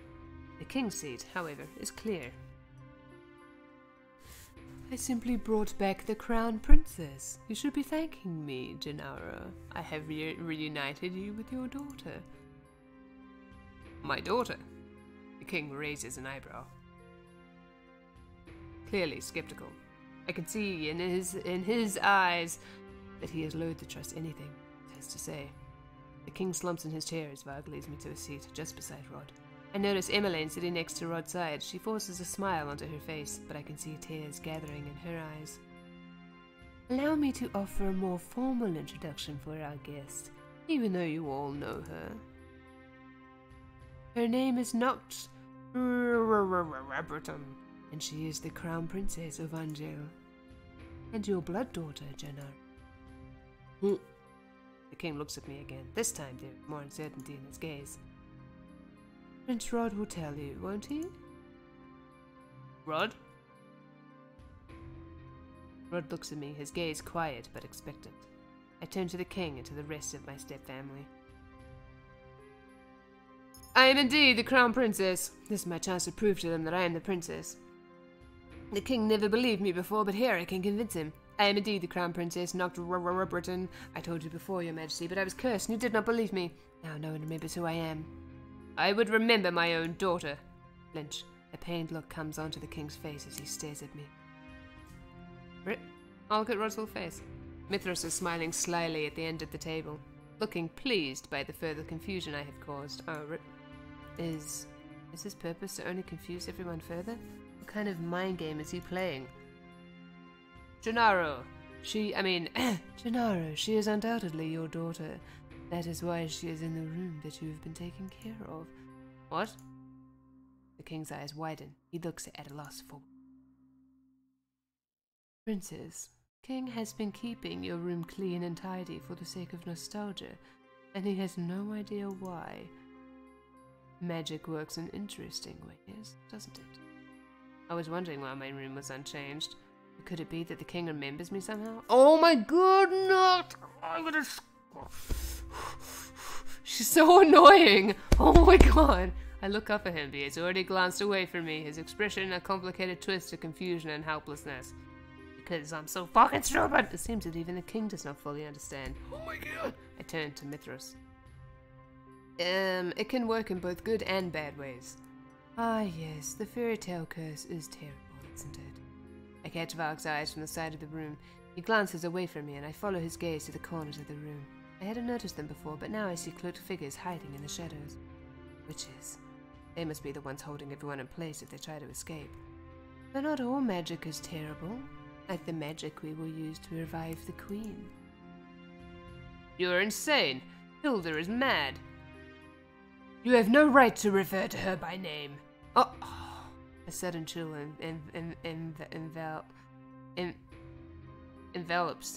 envelops the room. I can feel actual icicles on the table. Okay, actual icicles? Oh, right. I pull my hands away. Now, we are going to eat dinner, and we are going to enjoy it. Oh, rip! And every day will be just like this, until the queen returns. Rog glares across the table at Mithras. Why? Why would we not enjoy dinners together? That's not what I meant. Why go through this charade day after day? I stare across the table at Mithras, glaring. I already told you before. I had to clear this place of traitors. Alcaster planned on stealing the crown, and I stole it back. But because the time of the Queen's revival is so close, I've decided to keep the crown with me until I can return it to its appropriate owner. Hilda is... Queen Hilda is the true owner of the crown. I thought it best that we all wait out her arrival together. But know this, when my queen demands it, I will kill all of you. I simply refuse to act without her orders. This time, guards come into the room with food. They set it before us and we're forced to eat beneath Mithras's watchful gaze. Though I tried to spot an opening in the dining hall, I can find no way out. This really is a prison. 2 days pass. I've been searching for ways out and trying to ease more answers out of Varg and Mithras. Neither of them is very forthcoming. Both enjoy speaking in riddles. This is a very long chapter. Varg especially is an enigma. Whenever I try to ask him about Fritz, he smirks at me and remains silent. What? Not going to try asking me any questions tonight? I'm not going to need any answers from... Oh, I'm not going to need any answers from Varg, and it is almost my birthday. I need to find a way out of here. I'm disappointed. You're the only fun I have in here, Princess. Maybe if I'm quiet, he'll leave. You're just going to be quiet and sulk. I guess I should be going. Remember, don't try anything funny. There are knights just outside your door. Varg bows mockingly. He leans down to pat me on the head before he turns and leaves. I cannot give up.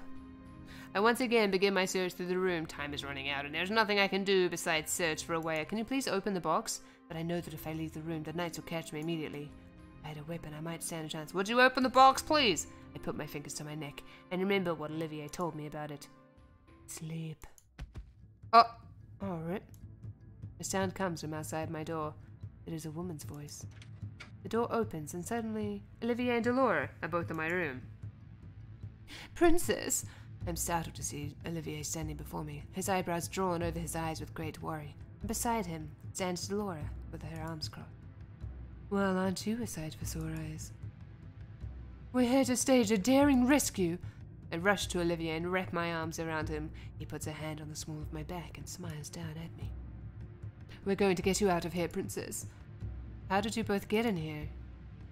With the power of magic. Dramatic, even at a time like this. The two exchange a look before looking at me seriously. Parfait, Waltz, the Knights, and Karma are all here. We thought we'd just be fighting witches, though. We weren't expecting the Knights. No matter what we said, we couldn't get through to them. They're under a spell. Mithras. He wants to release Mother. Both of them look at me with confusion. What? Mother is still alive, just inside the Tenebrae. Mithras wants to bring her back. That is impossible. The Queen is still alive? Olivier looks worried, while Dolores' expression is more rigid and resolute. We cannot let that happen. I don't know how the Queen would be alive in the first place, but... well, we'll worry about that later. Right, we have time later to discuss the specifics of everything, but right now we need to get out of here.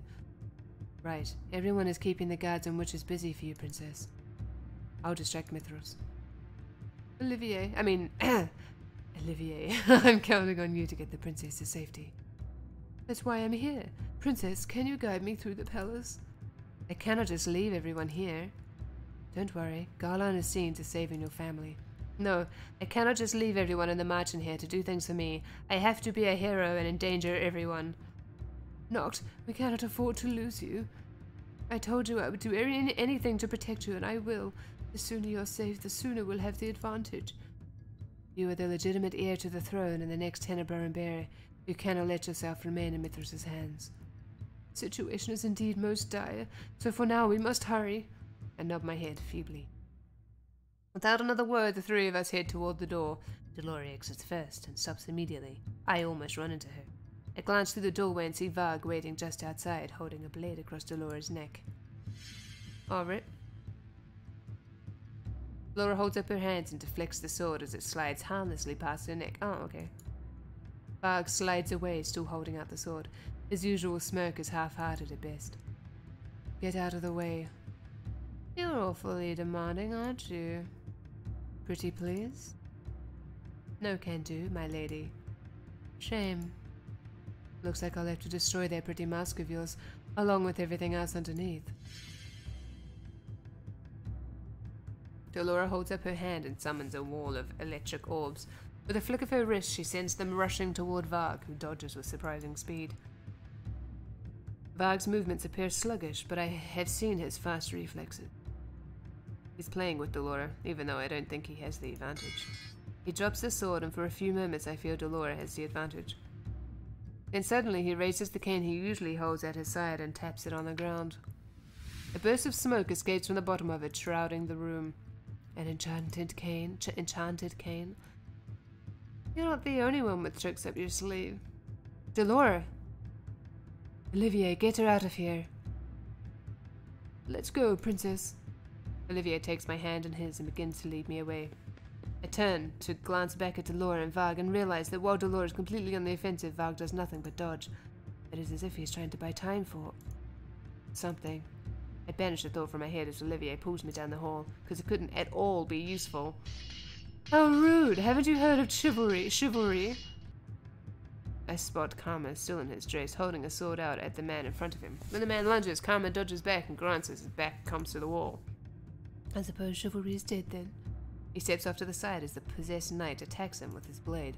The sword catches his dress, but does not hinder him from stepping forward and aiming a jab at the sword beneath the knight's armor. The knight keels, but the sword does not fall from his hand. Karma looks up at us sharply. What are you doing just standing there? Move! It takes me a moment to realize that just as I was frozen, so too was Olivier. His face is pale as he grabs my hand again and once again starts rushing me down the other end of the hall. Olivier's steps are wider than mine, and I have to struggle to keep up. But the further we go down the hallway, the more apparent it becomes that there are too many obstacles in the way. We pass Julian and Garland as we move too, and they manage to clear a path for us. Knights. Will they not stop moving until Mithras is defeated? Oh my god. You have such stupid thoughts. Stop it. I hope the king and everyone else is safe. As we pass Julian and Garland, I tell them where the royal family is, but I have no way of knowing if the words reach their ears amidst all of the sound. Olivier?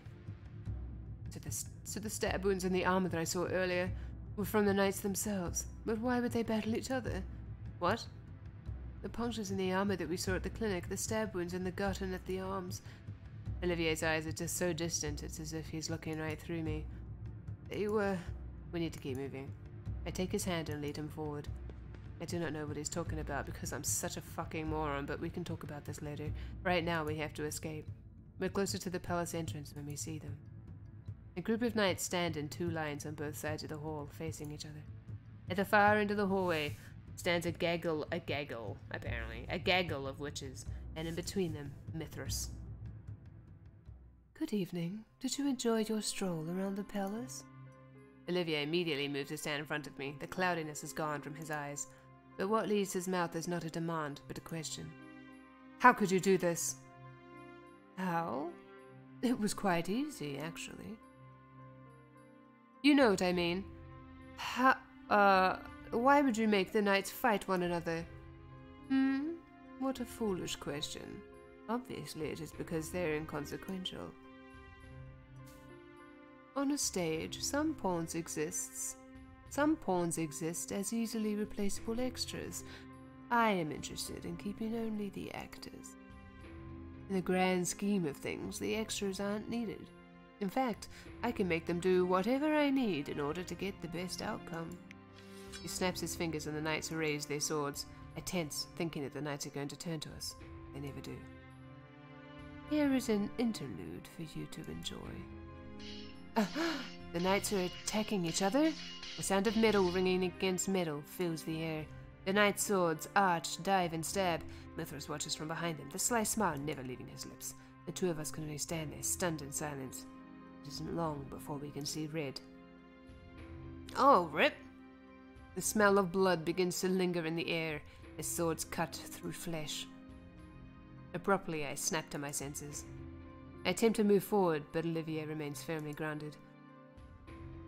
Olivier! I heard many things about the doctor working at the clinics. I heard that he was a volunteer who had assisted in helping the injured during World War I. I also heard that until just recently he had been cursed. I knew immediately upon seeing you that you were that volunteer. I suppose it is unavoidable that you and the princess know each other, but to think you would be so close. Olivier just stares blankly ahead. He looks almost like he's under a spell, probably because he is. His eyes are glazed. I continue to call his name. His eyes follow the sword movements of the knights, and he does not even spare me a glance. Have I unraveled the doctor?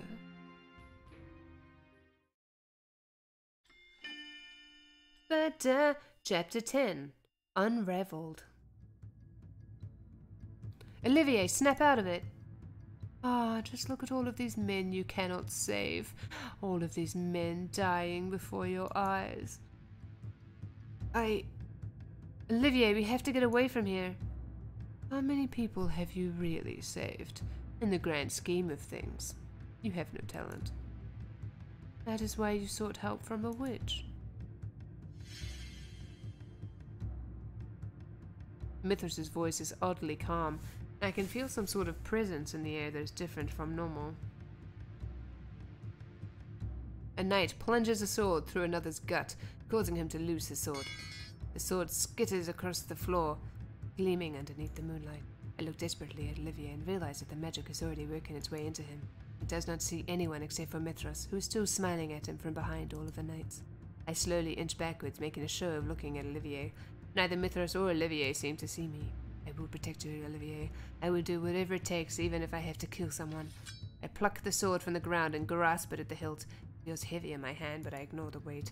I rush down the hallway with the sword, weaving my way to the side so that I am out of the way of the knights fighting each other. I look squarely at Mithras, and then suddenly, Olivier's eyes flicker to me. Only momentarily, but enough for me to know that he is no longer looking at Mithras in a daze. I turn back and see Olivier rubbing his hand across his eyes. Mithras snaps his finger and two of the fighting knights turn and rush toward me. The knights manage to back me into a corner of the wall. I hold the blade out as they bear down on me and close my eyes. My hands shake on the hilt, but I stand resolute, ready for the blow. But it does not come. Moments before the knights raise their swords, I am aware of breath on my cheek and beautiful violet eyes staring into my... Knocked! Oh, rip.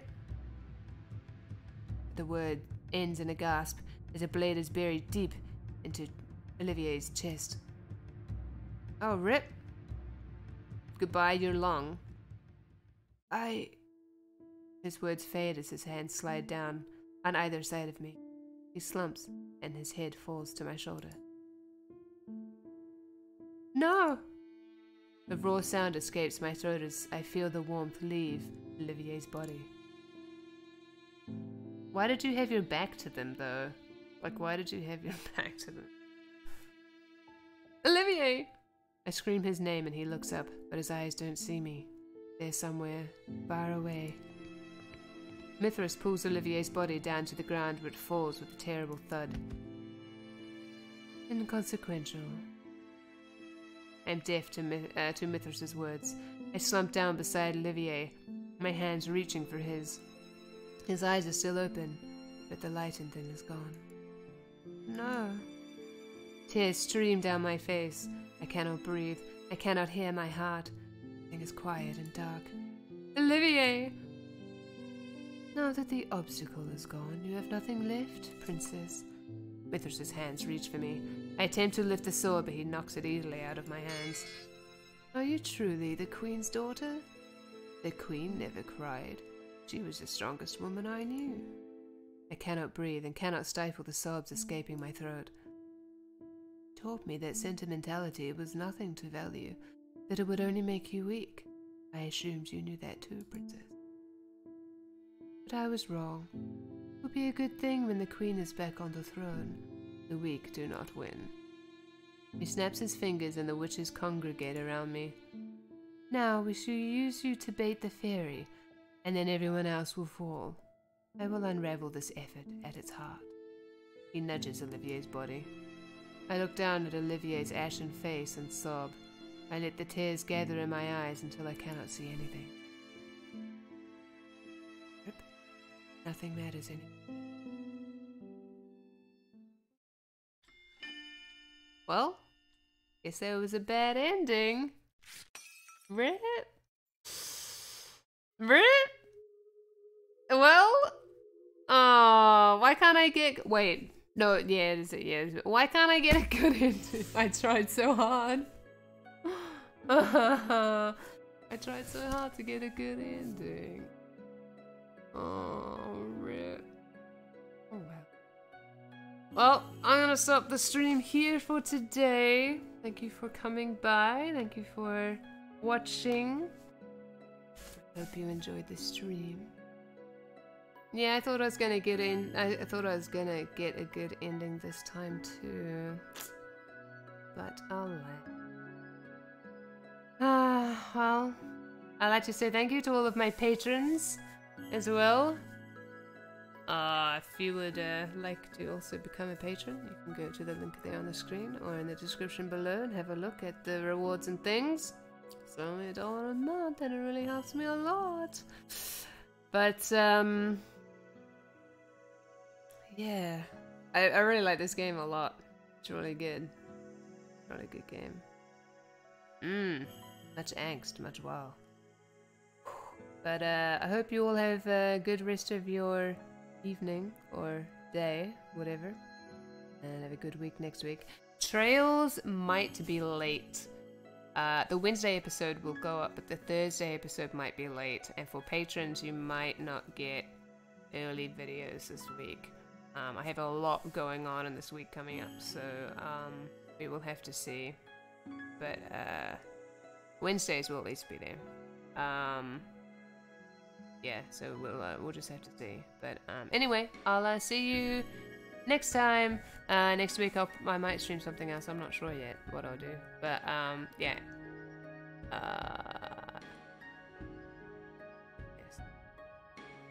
But anyway, I'll see you later. Have a good day. Bye-bye.